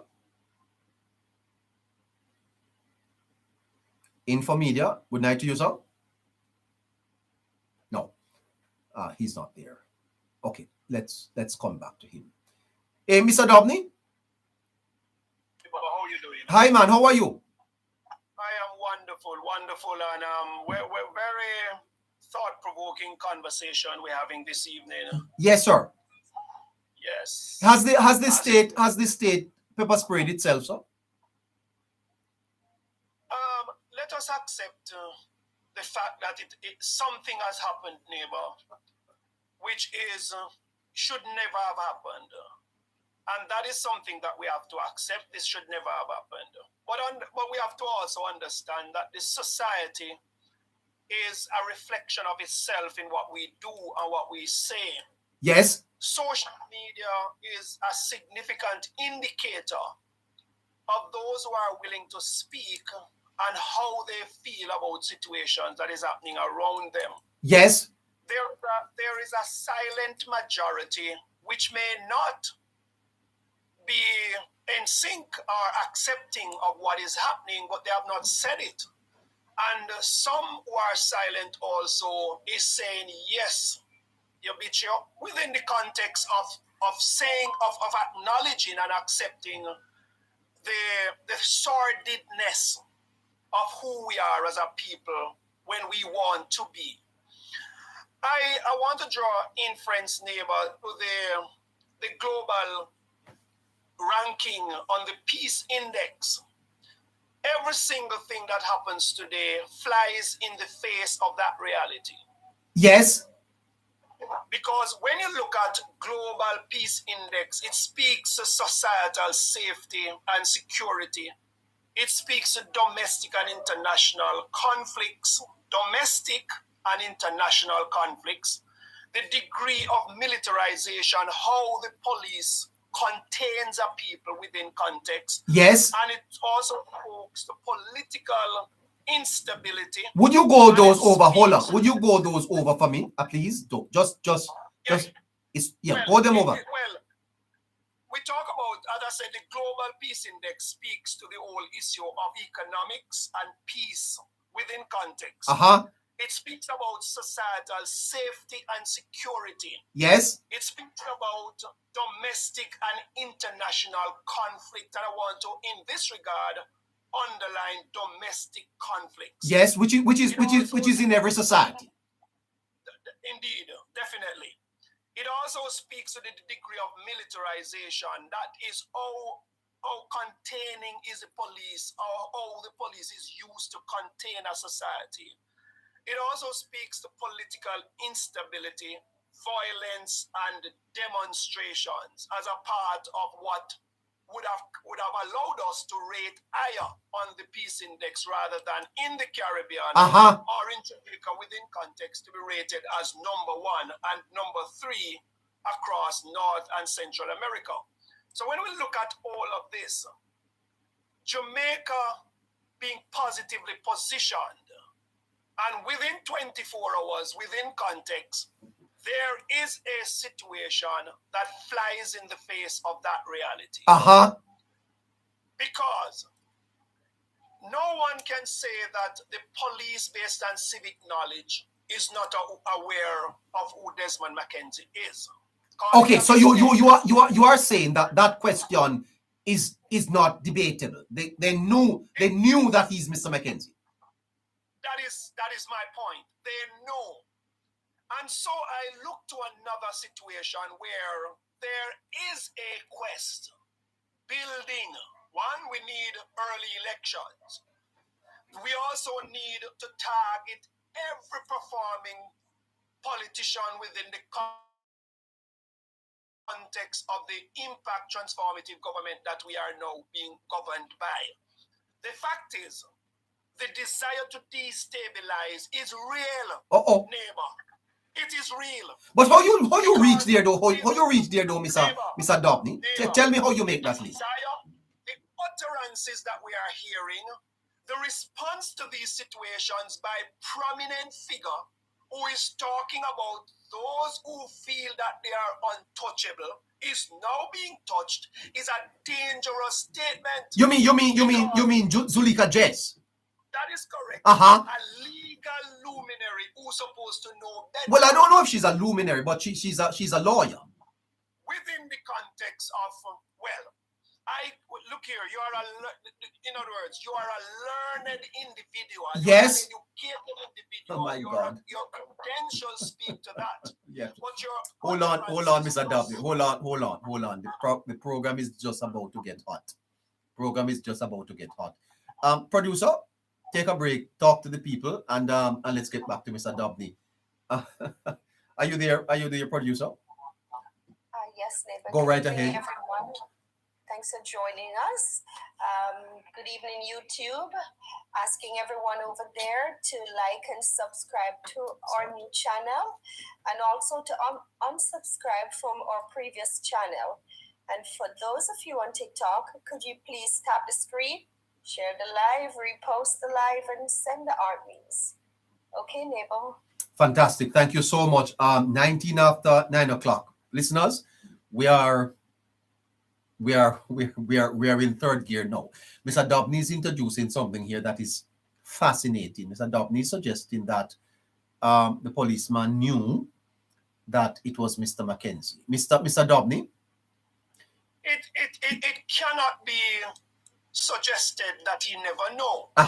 Because that's called civic knowledge. And if it is said that you did not know, then something is significantly wrong with our response. In other words, your ability to see, understand, and decide how we respond to a situation. Yes. Would it be okay for him to pepper spray an individual that is less than the status of Desmond Mackenzie? Could that happen? Yes, it could happen. Yes. Because at the end of the day, I am sure the minister was not behaving in an unwarranted way. And if he was, that's not the response. Absolutely. Therefore, I believe, and I must contend with this fact, that which can be debated, that the policeman knew what he was doing. And the fact You that you he hold on. did it- You are saying to me that the policeman deliberately did this? Neighbor, it could have been a situation where he was responding, but it was less than a measured response. Oh. And if you are operating as a law enforcer and you are going to respond to a situation without thinking or being measured in what you do, then you must take full responsibility for what happened. Uh-huh. You cannot allow something like this to happen. Yes, the persons online will come out and they will say all sorts of sordid things as it relates to a good. In the Jamaican parlance is a good. Yes, it could be the prime minister, it could be this, and who is next and who is that. It is a reflection of the sordid nature of our people. And let us understand this, neighbor. As a people existing in a country, Yes, the sir. pillars of responsibility must hold the people of this country, which are part of the pillars of responsibility, have an absolute responsibility and definition of who they are. They must embrace patriotic pride, love for brother, love for country, and anything that they say and do that brings the country down, they are really a part of the problem and not necessarily a part of the solution. So therefore, what we have to do, neighbor, is do an assessment of what has happened today. Yes, and that is where I want to go, Mr. Dobney. But before we go there, Mr. Dobney, I don't know if you read the comments online about this incident. They were devastatingly negative, and almost as if the society was saying, as you said earlier, a good your ratio. It should have happened to Uno and the Prime Minister next. How did we get here? Neighbor, Uncivilized. let us also understand that our 63 members of parliament are a reflection of our society within context. They are a microcosm of our society within the context of where we have reached. And that is why at points in time, we fail to accept and understand that our elected representatives, the person who are called to the front to represent us in the local and regional and international sphere, can at points in time behave in this manner. It goes against the grain of expectations. And so, what we must now be doing is looking at what society has become, neighbor. Uh-huh. And all our political directorates, including those on the other side who are gloating, must ask themselves the question, is this the type of vulnerability that you want to create around our political leaders?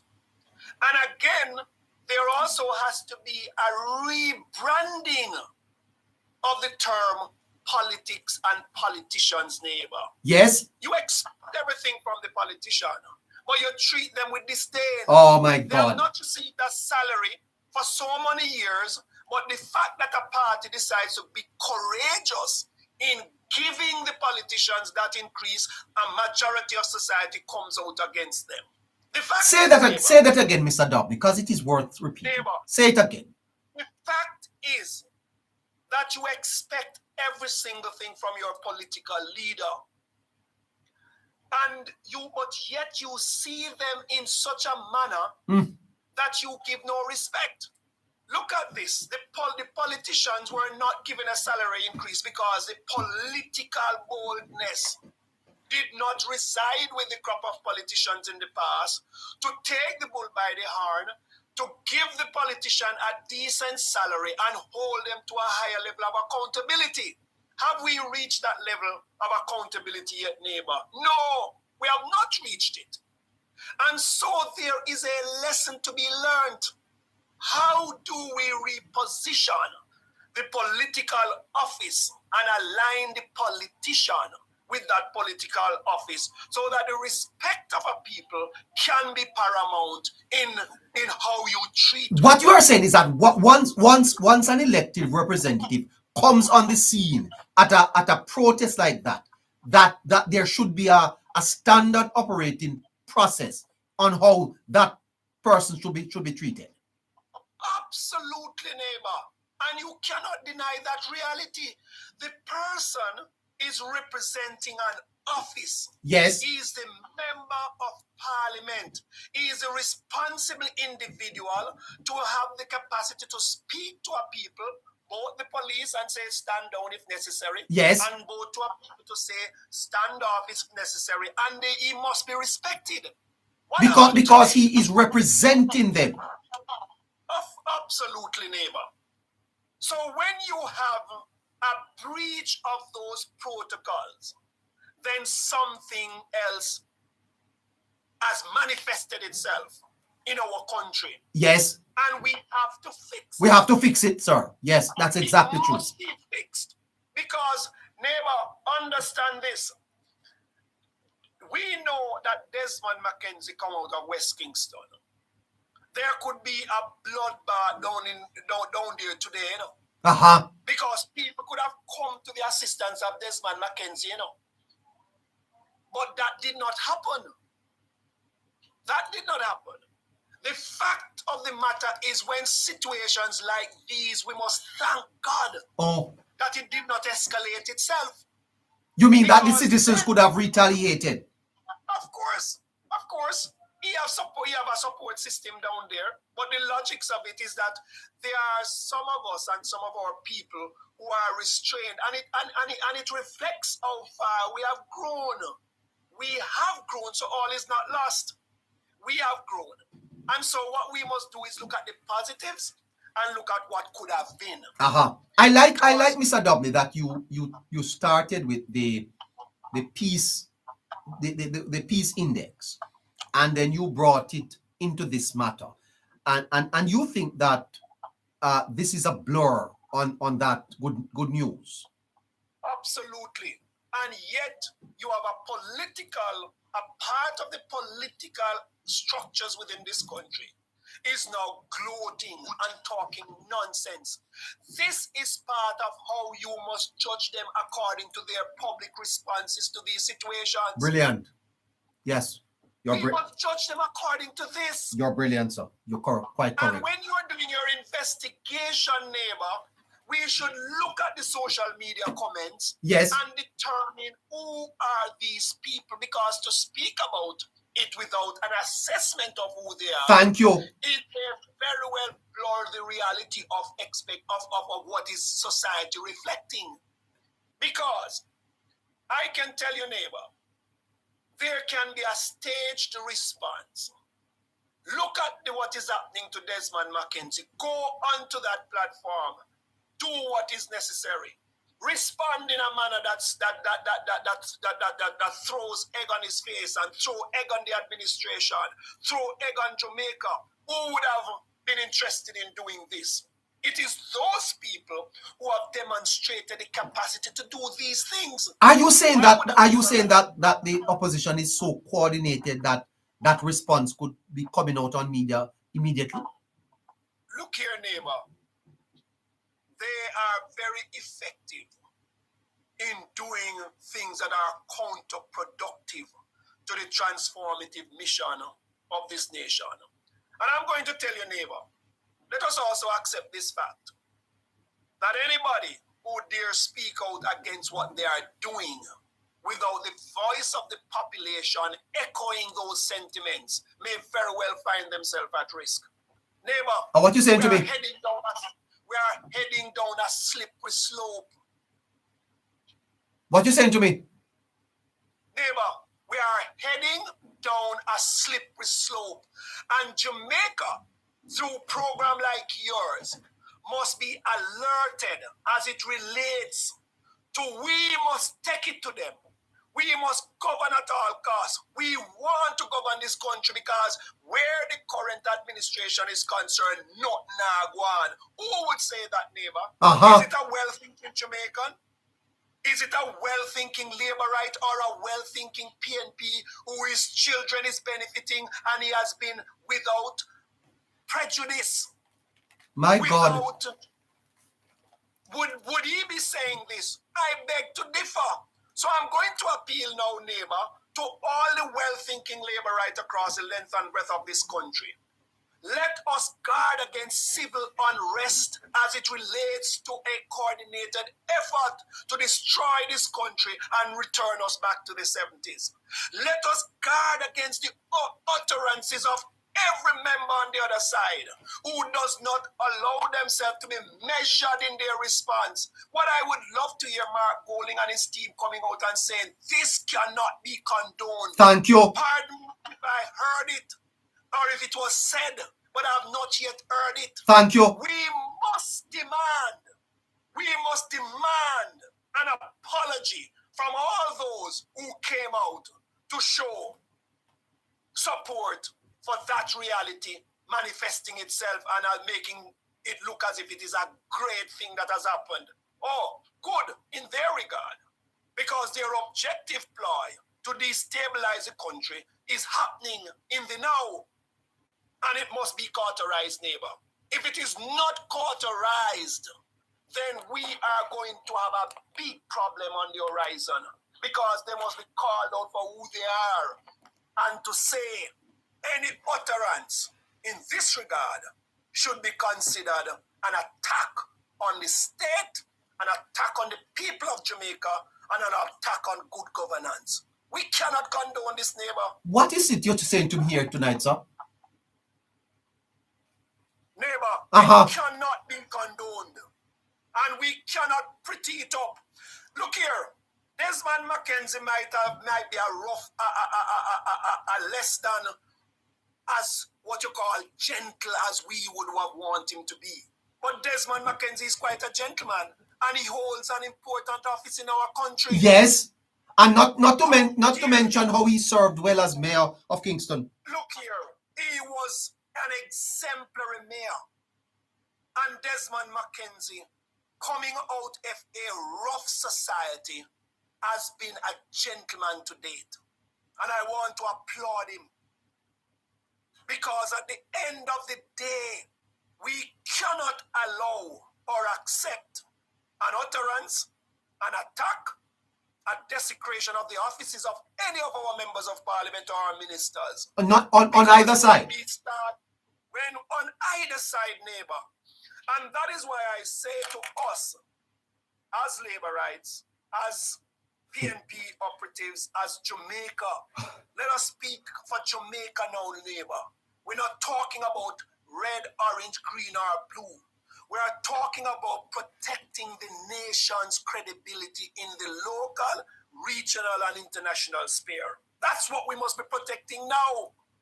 And today is what you call a tip of the iceberg if we allow it to be not to be contained.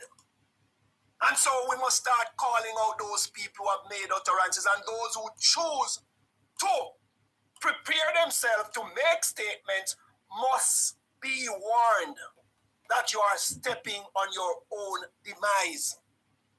My God. Let's treat this matter in a very responsible way.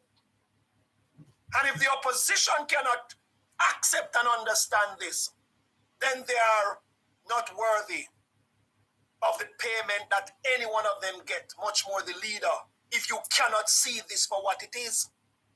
Civil society must ask for a response. Civil society must demand a response, regardless of what they think. It cannot and should not be condoned, neighbor. It is an attack on the pillars of leadership. It is an attack on the office of leadership. It is an attack on the peace that Jamaica is enjoying, the transformation, the development, how we are seen in the international sphere. It is an attack on that. And you are zeroing on the statement released by the Shadow Minister of Justice. Absolutely. There's no justice in that statement. It is a statement that is stirring up strife and advancing their mission of destabilization. The mission, sir? Is what their mission of destabilization. That's what they are doing. How could they without careful thought, a minister, and let us accept this fact, 63 of them, your colleague, being attacked, and you're coming out with a statement of that nature, she should be disbarred because she does not understand justice. Oh my God. As simple as that, neighbor. She does not understand the tenets of justice. Uh-huh. And that's where we are. And so we must understand the color, the character, the what new breed represents. Yes. It is a backward step, neighbor. And for her not even to accept and understand that your colleague was attacked within context, and you're there gloating and fueling What we see online. that is not going to add value or help the cause. Neighbor, I've always said this, One of the reasons why I enter political representation is not because of the stigma. It is because I want to add value to a process that is from the people for the people. And we must, as politicians, we must demonstrate that. We must become selfless. And we must realize that a fight against your colleague, whether they are green or orange, is not the way to go. You must debate on issues.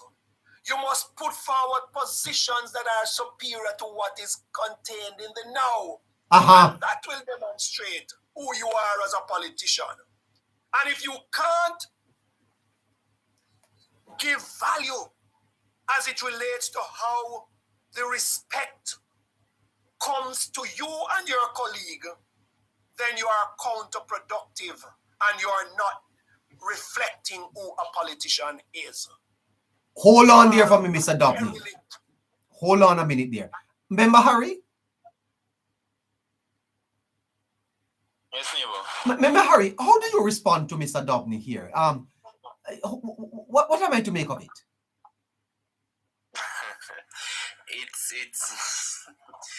It's not one that's easy to respond to, neighbor. I think Mr. Dobney has laid it out in I won't say an unbiased, but more of from a national standpoint of what is happening, neighbor. Yes. So, and I know a lot of people will say he's probably waxing lyrical and having a whole lot of hyperboles in what he's saying. That's asking. Moderator, talk to Askin in the chat there for me. He's doing some hyperboles. Go ahead. No, but that is the truth of the matter. Yes. Right?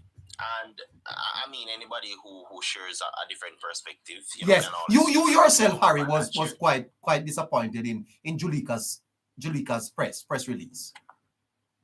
Of course, I have to be, neighbor, because I don't think she understands that she could also be in the same position. Uh-huh. Right? She's not above, based on what she has put out there. She should recognize that she also is not above that said treatment in which she is scoring political points on. And if the shoe was on the other foot, I know she wouldn't have accepted another legislator for saying, speaking in that manner to try and not just score political points, but to twist a narrative via a story way of almost recalling a history that never was. Yes. Today's reality. And when you do that, neighbor, life in itself has a very unique way of humbling people, and people will say it's karma, but life itself in a neighbor have humor, and it wouldn't be surprised if something similar, not that I'd want it to happen to Miss Zulika Jess, but to let her know that she's not above it and that she has to be careful as to what she put out to society as a whole, because she has a responsibility, not just a political one, but more of so a leadership one, neighbor. And I think she also failed in that regard. She put the politics above the leadership that ought to have been there. And I sense no form of remorse whatsoever from what she said, which is sad. But I guess it's part of the new breed, neighbor. Yeah, I always piggyback to the top of the party, Harry, because leadership exists to hold people accountable, and I suspect that Mr. Golding would have by now seen this statement, and if he did not agree with it, he would have upgraded or asked Ms. Jess to clarify or something like that. But nothing coming from the opposition leader. That again, Carrie, suggests why he's going to be challenged and probably beaten. Legitimacy is Golding. I'm not even disappointed in him not saying anything, neighbor. No. It's the order of the day. I think we're expecting too much from Mark Golding at this point. Oh That's my. where I am from a personal standpoint. Really? And people can always say in terms of, having some form of bias. But if we put what we've seen since the last election and even before, does Mark Golding provides anything for Jamaican as an opposition? Does he? We've been asking the questions for almost 10 months now. Yes. What type of leader and leadership style does he bring? And we've yet to get a concrete answer directly from any members of his party who's under his tutelage. And also, we can form our own opinion based on the data that was given by his very action or lack thereof. Yes. And I can tell you, it's not one that shows that he even knows that he's probably the head of the People's National Party, because you said it as well, neighbor, and I won't say it verbatim, but he is within the position, but he doesn't wield the power. Not legitimate. Right? Not legitimate. Uh-huh. And in layman's term, what we call that, neighbor, is a puppet on a string. A figurehead. Exactly. Yes. Yes. He's being played or being moved around. So rather than being a king or a knight, he's a pawn. Uh-huh. Right? And for him, I think he probably knows he's going out either way, neighbor. So why fight it? But one of the major things is that he just might be delusional in terms, not him as a individual, but the mindset to say whatever the likes of a Zulika Jess, or let me put it this way, what the new breeds say, however they get political points, the damage is on them, but the scoring points goes on his tally. Oh my God. In the eyes of the base for People's National Party, because what they're going to look at, is whatever backlash goes to the individual, but whatever success in terms of scoring political points goes to the leadership or those that are deemed to be in leadership, right? So they take the success of it, and he just think that might have mobilized and re-energized the risers and the base of the People's National Party in his advantage. Well, the member from West Kingston is with us. He is a member of that constituency. Let's hear from him. Scratchy, good night to you. Hello. Not. Good night to you, Scratchy. I'd love to hear your response on your member of parliament. What happened to Desmond today? How you feel about it? And I'd love to hear if he was the member of parliament, what would have happened, neighbor? Oh yes, yes, member. That was definitely a very disrespectful, very distasteful, very unfortunate situation, neighbor. Whether it's my member of parliament or not, I wouldn't want to see that happen to any member of parliament at all, neighbor. It doesn't look good, neighbor, when those clippings are being shown from an international standpoint. Someone who don't understand the full context and have an understanding of what is going on, neighbor. It looks like some form of unrest. it kind of also. Yeah, well, tell me, Scratchy, when you see your member of parliament with milk on his face and people washing him off with water, how did you feel? It's your MP, you know this. Definitely, neighbor, it hurt me, neighbor, because, my boss, that neighbor, so, it kind of cringe me, But the whole thing, so, I mean, it's not the first neighbor that's on today, so Mackenzie, The paper sprayed him up by the office of the Prime Minister already. And they do it a second time now, neighbor. But I mean, to me, neighbor, I think it goes to show for a lack of respect for authority. Because I wasn't there, neighbor. I don't know the exact context of the policeman who carry out that, the policeman who carry that, neighbor. But definitely, when you see a member of parliament present in the crowd or something like that, neighbor, you're supposed to know that you have to automatically restrain whatever use of power you plan for use, because you have an elected representative, right? To say, humans should be protected under the law. Yes, everything, but it's an elected official you have right here, so a member of parliament and also a government minister, so some form of restraint should have been shown, and some form of respect shown to the person, the fact that they were not elected personnel. But I don't know but maybe Desmond Mackenzie is the best one but who can give the full understanding of what took place, whether it seemed like a deliberate act, or if the policeman or policewoman was already in the car spraying it and Desmond Mackenzie happened to go in there walking away or something. But I don't like how it look, but it doesn't look good. The neighbor sent a message that no respect was shown, and the policeman or policewoman who involved neighbor. Some form of apology, neighbor. Even the policeman is interdicted or something, some form of apology. Okay. Even from the hierarchy of the police, some form of apology or something. Scotty, I was concerned a little bit about the comments I heard online on this matter. You know Desmond Mackenzie. Would you like to tell us a little bit about your member of parliament? Who is this man, Desmond? Introduce him to us. Who is the Desmond that we don't see in front of the cameras? What type of MP is he? Definitely neighbor. Desmond Mackenzie neighbor. I would call him a political giant. Started out someone who has been a part of the political process for a very long time, long before he even reached the age to can cast a ballot. A man who has been around Mr. Seaga from the age of 10, he was the age of 13 years old, So it goes to show that he was someone who understands the system, who understands that constituents very well.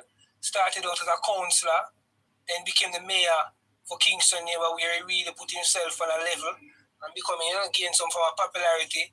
And he was very instrumental to in kind of molding the Jamaica Labour Party in forming that 2007 government because the mere fact that as the mayor for KSAC, Kingston and St. Andrews Municipal Corporation, it's how we manage that office and his popularity, the fact that he was getting a lot of media attention, being in the media, and how he was carrying out his duties, it kind of bring a little spark where a lot of person was interested in and brought some form of importance and some of media attention to the Jamaica Labour Party Then he was there, he became member of parliament in late 2011, 2012, going into 2012.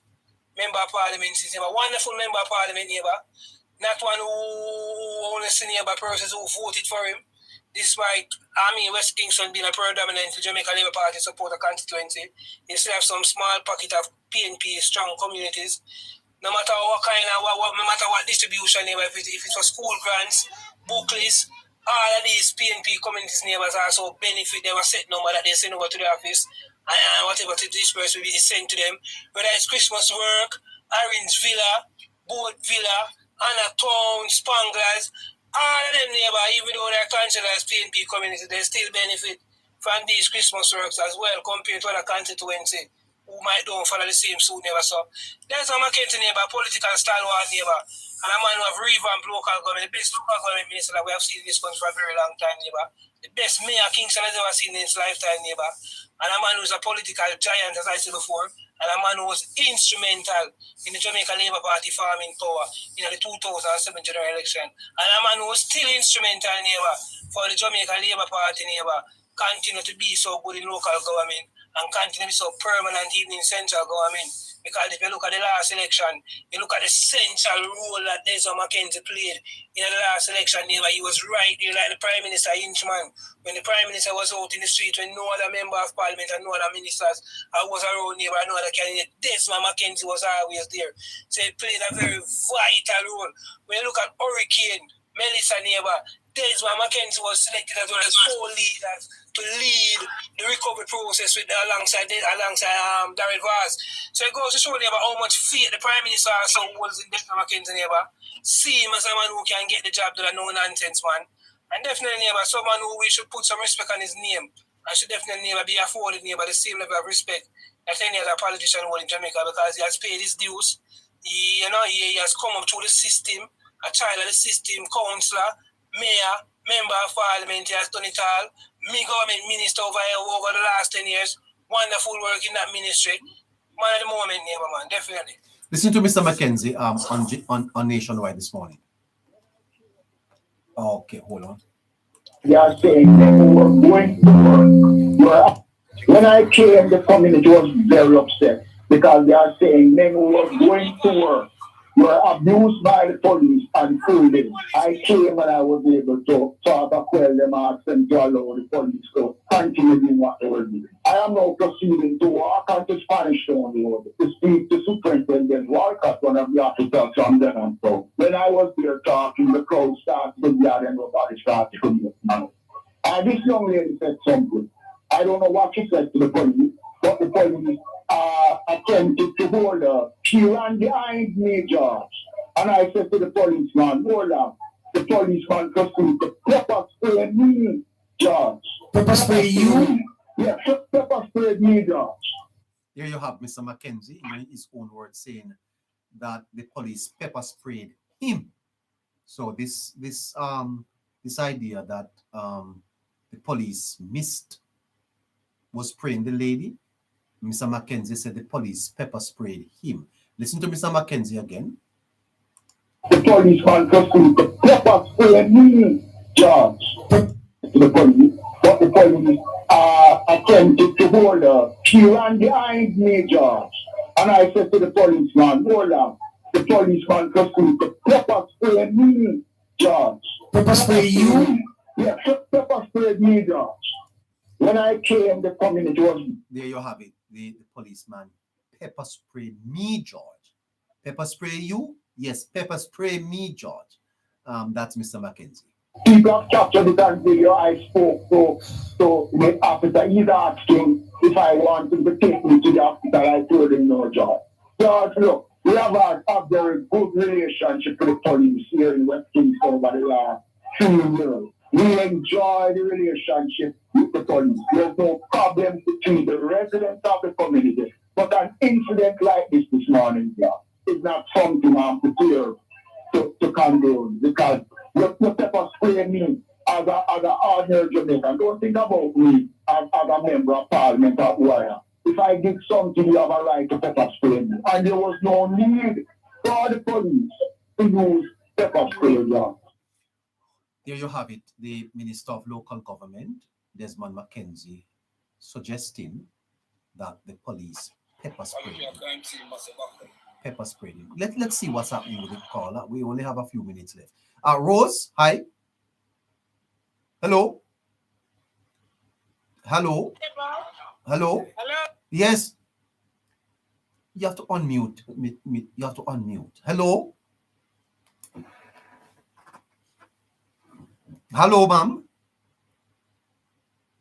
Rose, could you please unmute your microphone? Yes, you unmute now. Good night, neighbor. Hi, are you from West Kingston? No, I come from Chilani, but Desmond McKenzie is my member. Is a local government minister. Yes. And I work with under his portfolio with the mayor. Okay. But I don't like what going on this morning. Not at all, ma'am. That is a form of disrespect. Yes.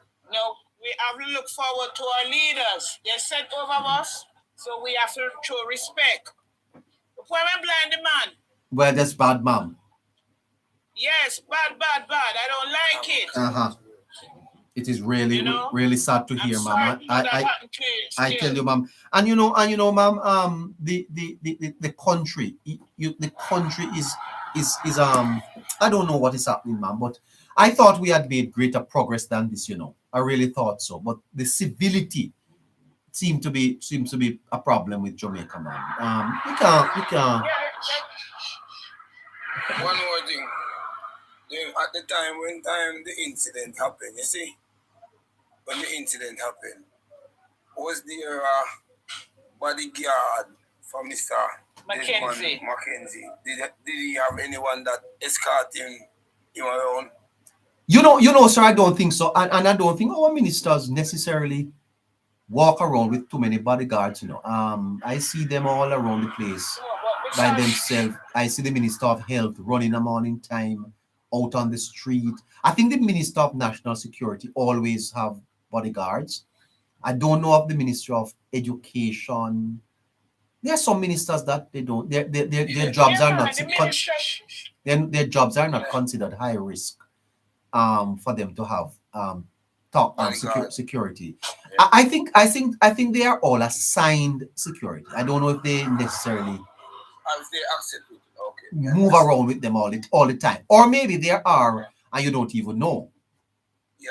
But it's not the type of security detail that would be obvious for all of them. Because I've been into meetings. I've been into meetings with where I see ministers, and I don't see them have no security. Some of them even drive themselves. Yes. You know, before you come in, ma'am. I remember. Hold on a minute. I see a former prime minister. You see, ma'am. I was at a restaurant in St. Catherine, and I saw a former prime minister walk into the restaurant, order one food, and sit down. Yes. Former prime minister, you know, of Jamaica, walk into the restaurant, order the food, sit down, wait for it, pick it up, carry out to him vehicle and drive away. And I said to myself, but you know, Jamaica may need to consider if we are not overexposing our leaders, Right. past leaders, and I think a past prime minister ought to have a chauffeur and a driver and a security. I think so. Yes, it's true. I believe so too. Because what would happen, ma'am, to Jamaica's image if something should happen to a former prime minister and you hear it on the news that a former prime minister, you know what can happen. Just like our judge of bodyguard, they should have it too because they give their life to people here. You know, they contribute to people, so Yes. they must have a bodyguard. And listen, this is my opinion. Yes, my sir. small opinion. I think that every person that is required to the House of the Parliament should have a security. Because look, in America, in America, if you have a kid living at the White House, when you go to school, you have a security door. Not the same thing, sir, because remember Yes, now, Obama's children have bodyguards. yeah, but hold on, I'm saying to you it's not the same thing, because remember that America has influence all across the world. Right now, America, the threat level. So right now, America, not the same, sir. Right now, America is at war with Iran. So all the Congress leaders, the senators, they at some time have to authorize bills and things having to do with war. So their threat level will be very high.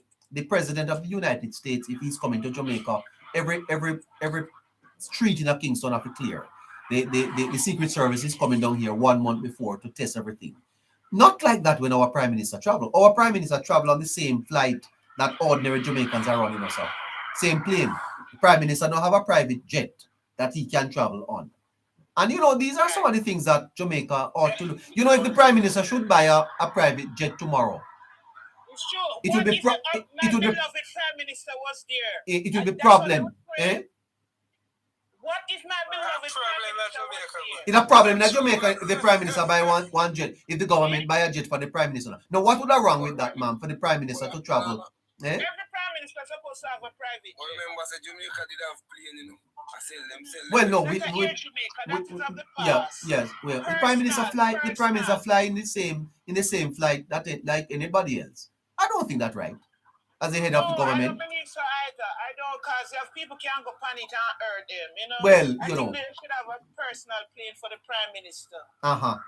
we will eventually get there, man. But we're gonna get there when because We have to get there. can you imagine? When Can you the imagine fourth- people in Jamaica go start say they know how road, they know when how the this, fourth they know term how that. arrive, we will have to get it. So Oh. they could have talked till thy kingdom come. The fourth term is coming up. Oh, four term. So they can always stay there, cause I make sure the fourth term coming up. But let me say something to you before you go, your man. Is that the state can't pepper spray itself. The policeman is Yes. acting in a delegated authority. His authority is delegated. Desmond McKenzie is part of the executive that formulates through an institution the powers delegated to the policeman.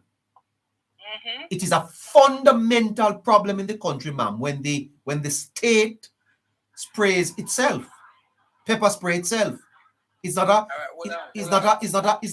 a matter that we should skirt around, you know, ma'am. It's something that should never happen. Yeah, but the police must know Desmond McKenzie. Must know He's him. a public figure. Hold on, listen to the minister. Listen to the minister again. Listen. Attempted to hold her. She ran behind me, George. And I said to the policeman, hold on. The policeman proceeded to pepper spray me, George. Pepper spray you? Yeah, pepper spray me, George. Well, I tell you something. If a policeman pepper spray me,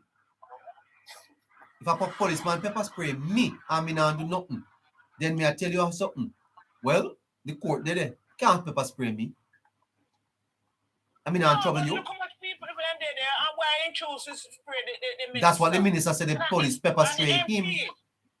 Right, and he's the MP for the era, so he have a right to be there. Because when time Philip Edward George Seaga was alive and anything happened to Tivoli, he's always there. So he have a right to be there.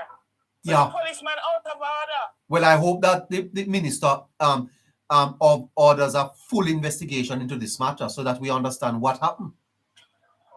And people must rejoice over people downfall because we don't know what go up to it. Uh-huh. We never know. You don't rejoice over that. I can't happen to any one of us. Yes, ma'am.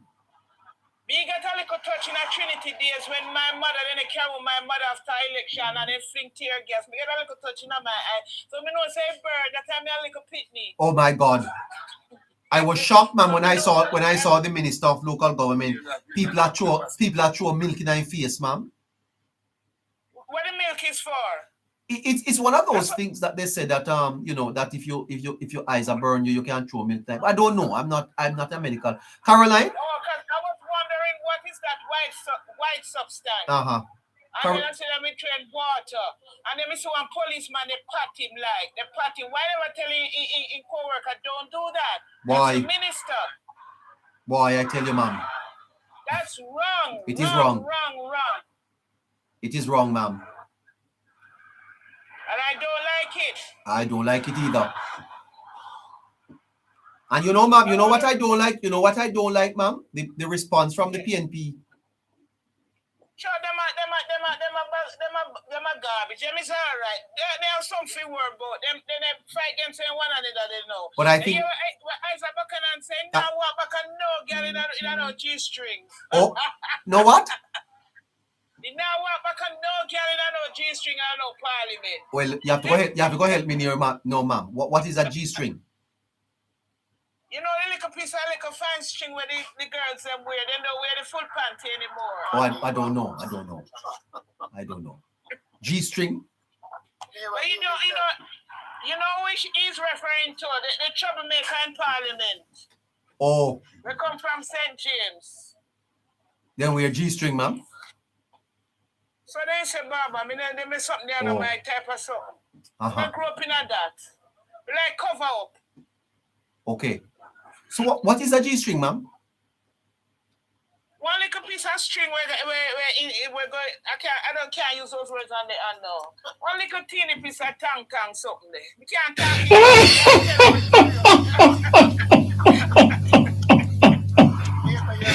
Oh gosh.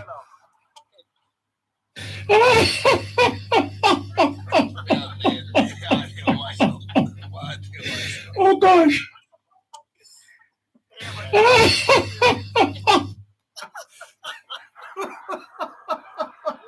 Running out of time. I'm taking-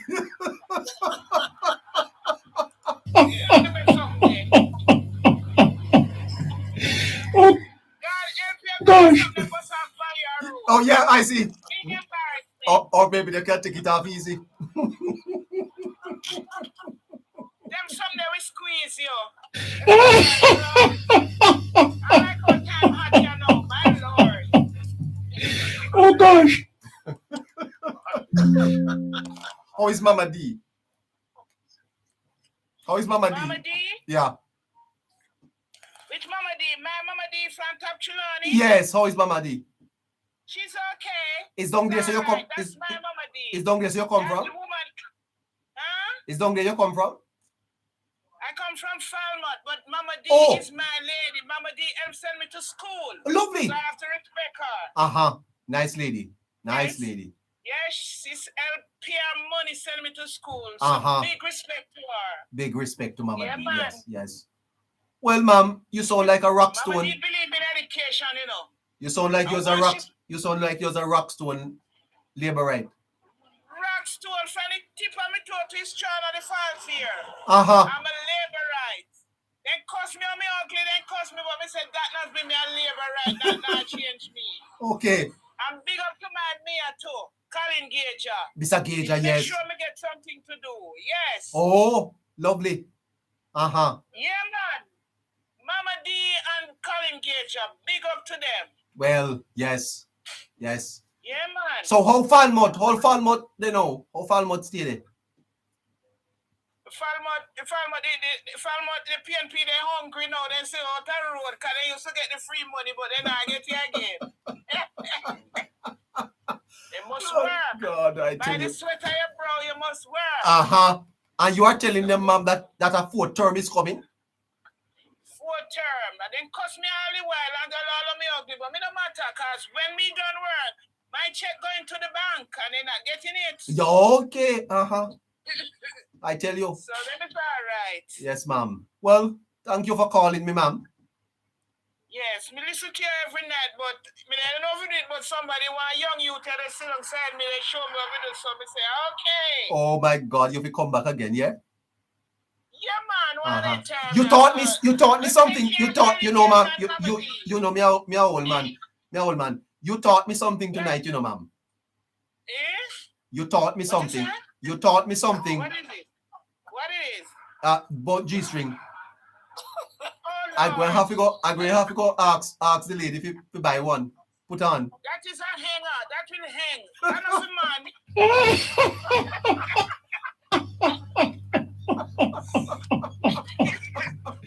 Oh gosh.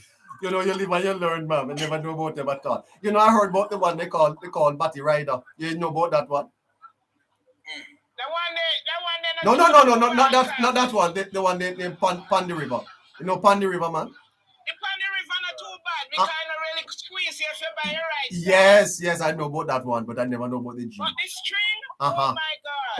Oh. That will squeeze the life out of what God give.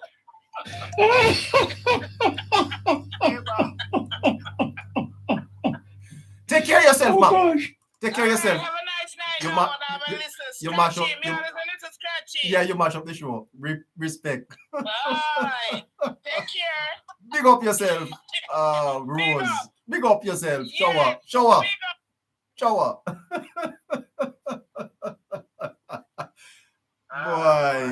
Boy, yes, a joke better than quarrel, Mr. Dabney.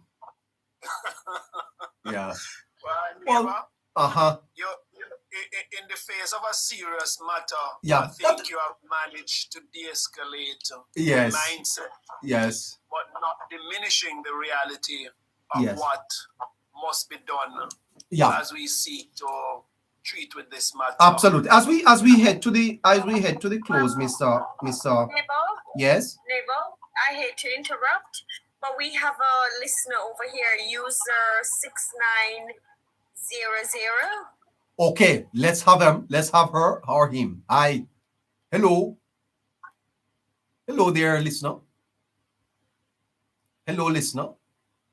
Okay, maybe they are falling asleep or they are dead in with laughter about They the call to new. explain to you what the G string is all about, neighbor. They are right. Well, you live and you learn, you know, sir. Yes, so You live and you learn. I that's wouldn't. not I wouldn't ask you about that, Mr. W. You thought you stay with the politics. no, Yeah. I don't know what that is, neighbor. Nah, neither are we, sir. Oh, we are old people. We have to stay in our corner. Stay in our corner.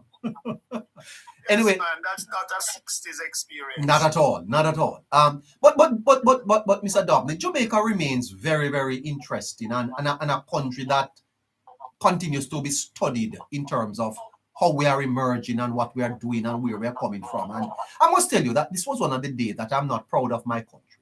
Well, not proud of my. Absolutely, neighbor.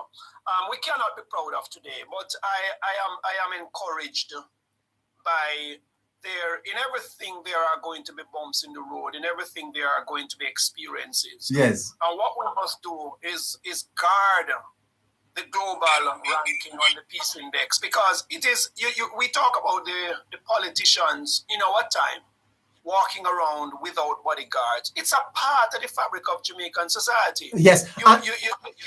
Yes, you need to be safeguarded if you're going into volatile areas, but predominantly our politicians enjoy the civility of our people, and no doubt that is also part and parcel of that global ranking that we have received. You know, the whole issue of societal safety and security. Yeah. There is a general safety level, and I will say to people overseas, sometimes you hear the negative news overseas, neighbor, but the experience of us Jamaicans is that the criminal elements operate in particular crevices and corners of our country. But in general, Jamaica is really a safe place. I've been the president of the National Neighborhood Watch Movement for a number of years, and we have traveled to all the communities. We have been to many communities in Montego Bay where violence, permeates itself. But the logics of it is that the larger cross-section of Jamaica are a safe place, and all of us can attest to that. And if we must do a mapping of where the criminals exist, then we can really, what you would want to call, address and cauterize those situations. So I think we are positively placed, neighbor, and I think there is much G-string moment in our existence. We are a safe people. And now I say that because we have to embrace laughter in all things. And I think that is why Jamaica has rated so high, because, you know, the whole issue of crime and violence is not necessarily a thing that manifests itself in any significant way. Yes, we have demonstration when we have, the gas riots, we have those little things happening, but so it is in a civilized nation, population. We're going to have that. But large and, right across the board, I think we are a safe space, neighbor, and we can be proud of that. Today is what you call a fly in the milk of our existence, but we must treat it as something that we must pay keen attention to and endeavor to ensure that it never happen again. I am sure the commissioner has briefed the police officers across the 14 parishes and have shown them this as an experience. It's a case study, neighbor, for the police.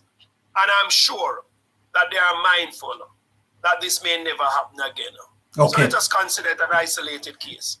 I want to thank you so much for tonight, sir. Take care of yourself. Absolutely. Lovely. Great having you. Well, let's Neighbor. Hello? Neighbor. Yes, sir. 2 minutes. Today, what happened to this man today? I hear the cockroach PNP them celebrating. Yes? Yeah. Go ahead, mate. Cockroach Yeah. them celebrating, Where said man. cockroach was celebrating? Yeah, the PNP.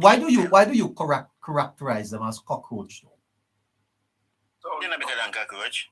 No, well, I don't know that we need to go low, sir.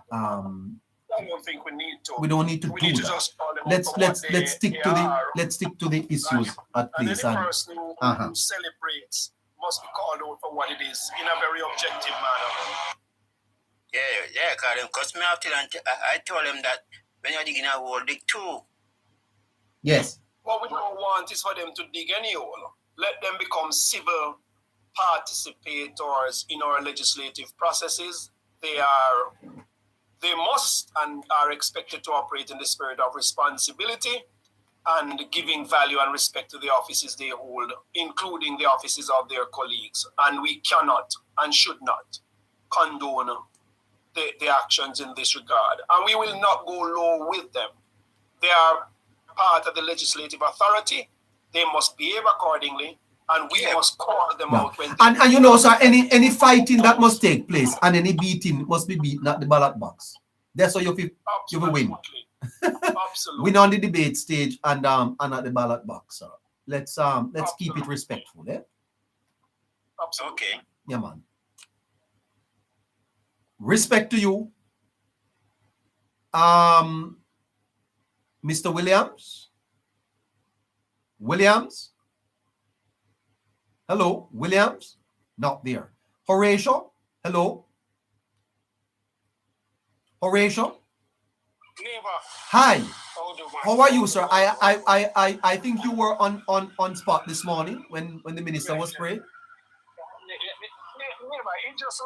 to me, honestly, it is one of those unfortunate situations. But we can understand that it is a minister government and everybody is upset about it. I think what happened, neighbor, you see, the policing in terms of, you see, the political space, the thing that happened in a political space in terms of how we see the PNP acting. I think, neighbor, it affects even the institution that's supposed to serve and protect we as a nation, neighbor, to be honest. Because I can tell you this, neighbor, for the past weeks, neighbor, you have some member of the security force that is antagonizing them come and them get the youth them uncomfortable in the community. Let them know that they are too comfortable. What are you saying to me? Neighbor, these are the kind of police them coming, neighbor. What? Say, oh, they are too comfortable and I show them government in a power that's why them so comfortable. Hold on. Police are saying that, sir? Neighbor, then keep on checking. I can tell you this, no, neighbor. I can tell you this, no, neighbor. And this is for sure, neighbor. The relationship between the police officers in the division and the people at West Kingston is a really good relationship, neighbor. They have a few bad ones in the clique who want to show them political power. They're not coming up front to tell you that they must support the People's National Party. What you saying to me? What you saying to me, sir? What you saying to me? When you hear the utterances of them come deal with the people, and I tell the people them say them live in a peace too long and this is what happened and that what happened. So they realize that they're not getting the feedback from the youth them in the community where they want. So they try to stir up something, to make the people them feel like say, oh, something happened in a Tivoli or something happened in a West Kingston, which is not, neighbor. I can tell you this, neighbor, and I repeat it again. The people at West Kingston and the police have a really good relationship, neighbor. When last I hear something happened in Tivoli, been quite a while, sir. I can tell you, neighbor, because the people and West Kingston and the police developed that relationship, the neighbor. So the place becomes more peaceful each day by day, neighbor. The youth them becomes more busier. The youth them start latch on and the programs and all of these things, neighbor. So what happened this neighbor, this one, them just come bringing out an operation. And a young man, I don't know how the young man got shot. I don't really know because it wasn't like it was a shootout or something like that. But a young man got shot, I think, in his arm or something like that, and they have the young man on the ground bleeding out for about how long. So that's what grabbed the attention of the resident to come out to start act so arrogant on them because they realize that the young man on the ground for too long. Yeah, and they have the young man there for how long. So that's how they say the resident react, yeah, and Mr. Mackenzie come and try to, you know, when people see the member of parliament neighbor, they start, you know, the excitement Yes, and all of that. I don't know what the young lady said to the policeman, why he react like that, and he react, the woman run behind Mr. Mackenzie and he sprayed the pepper spray, and the unfortunate situation. But as we say, neighbor, some of these policemen. Are you disputing the minister's assertion that the police sprayed him? No, neighbor, I'm not disputing that in any neighbor. No, because it's not like he did see the minister. The minister didn't say something to him before he sprayed the pepper spray, because the minister tried to calm the situation before he sprayed the pepper spray.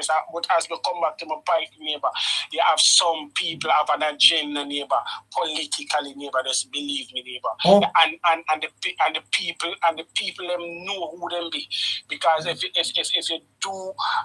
you ask the people material again, they will tell you the name of the police officer they want to do it, and why they want to do it, and how the utterances that they must say to them, and all of them something neighbor. So as we say, it is just one of those situations where the unfortunate situation, neighbor. Well, I hope that the matter here is what you have raised to me is a national concern, because the police can't play politics on the ground, sir. That's poor. Neighbor, trust me, neighbor, you have some of these police officers, neighbor. They play. It's just true. I think the people at West Kingston, they don't really follow up certain things. You know, police say something and then cuss our police, and but me are telling you, but some of them, the raw shoot them and tell you know, dirty labor right on the this, on the that. Policemen say that, sir? Neighbor, me are telling you, neighbor. I'm telling you, neighbor, trust me. But neighbor, as me repeat again, neighbor, the people at West Kingston and the police have a good relationship, neighbor. Yeah, that should be maintained. And if you even listen to the minister tell you that, despite of everything, the minister tell you that, sir, the people are rescuing, and that's a fact, neighbor. People are rescuing, and police start to develop a good relationship, neighbor. That's the reason why you find the place so calm and peaceful. Thank you so much, Horatio. You give me a lot to think about. Thank you, man. No problem, neighbor. Fantastic. Astute Youth? Yes, neighbor, blessings. Well, boy, you have the final word. What a day it was today. Much to think about, and much we have heard here, and including the fact that some of these policemen are playing politics. That's unfortunate. Neighbor, that has been a regular outfit of the Jamaica Constabulary Force since I was a little boy. What I have seen, though, is that it is not as adverse as it used to be. Because one time I used to have police who claim themselves to be PNP police, and police who claim themselves to be JLP police. And PNP police going to JLP areas, and JLP police going to PNP areas, and do all manner of atrocities. And these are things that I have witnessed, neighbor. However, in closing, neighbor, I want to say that we have touched on many things, and one of the most important things that we've touched on, not only tonight, but on several nights before, is how Jamaicans respond to leadership. And one of the main points that would have been brought out is the opposition leaders' failure to accept defeat and concede and give the government somewhat of his blessing to say, you have won fair and square, all the best, we're going to be a good opposition and hold you accountable. Neighbor, the politics is no more tribal now than it was in the 80s. Yet still no, I think that coming through the 90s, the political temperature was lowered. Many people credited Patterson for that. That is the point I was going to say. That's why I started at the 80s. Yes.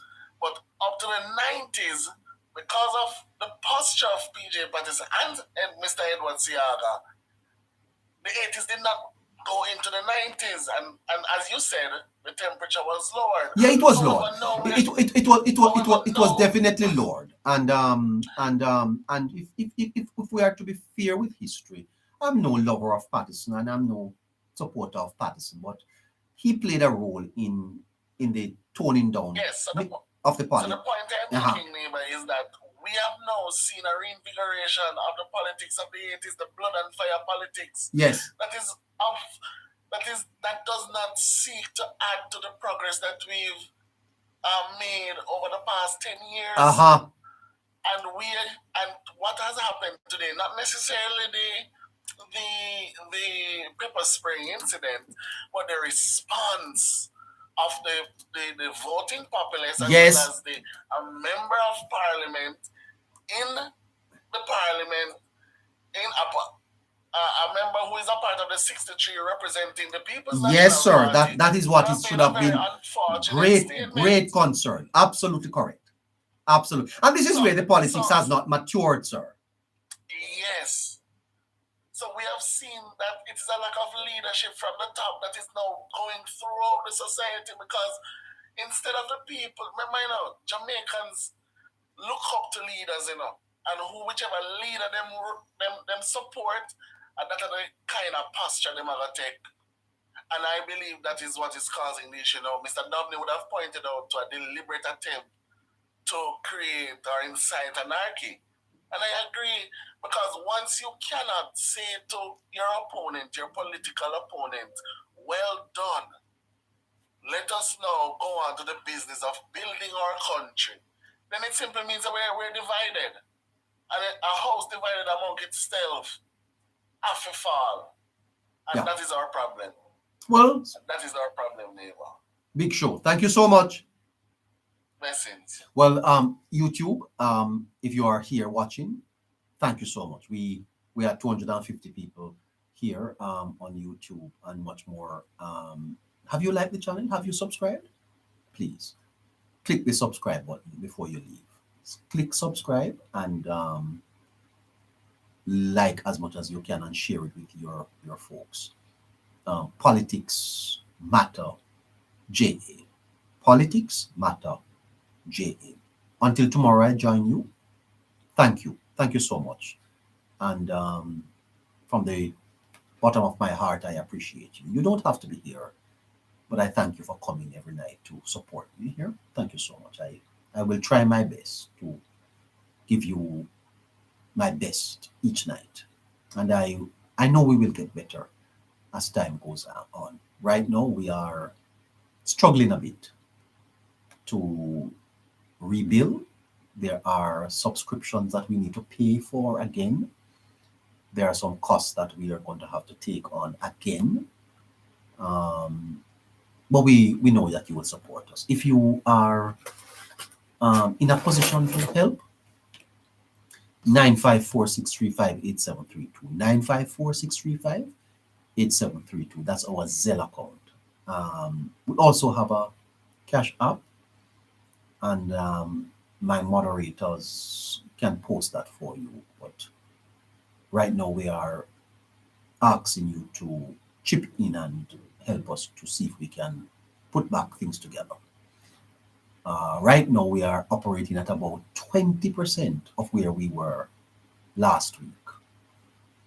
Something very unfortunate happened and it's been a challenge. But we're still here.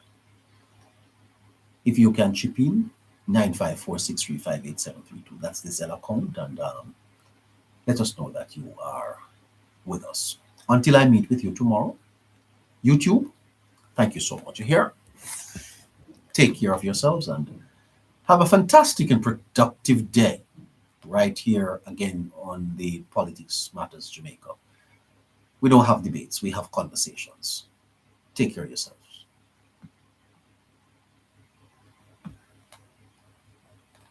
All right, YouTube, TikTok.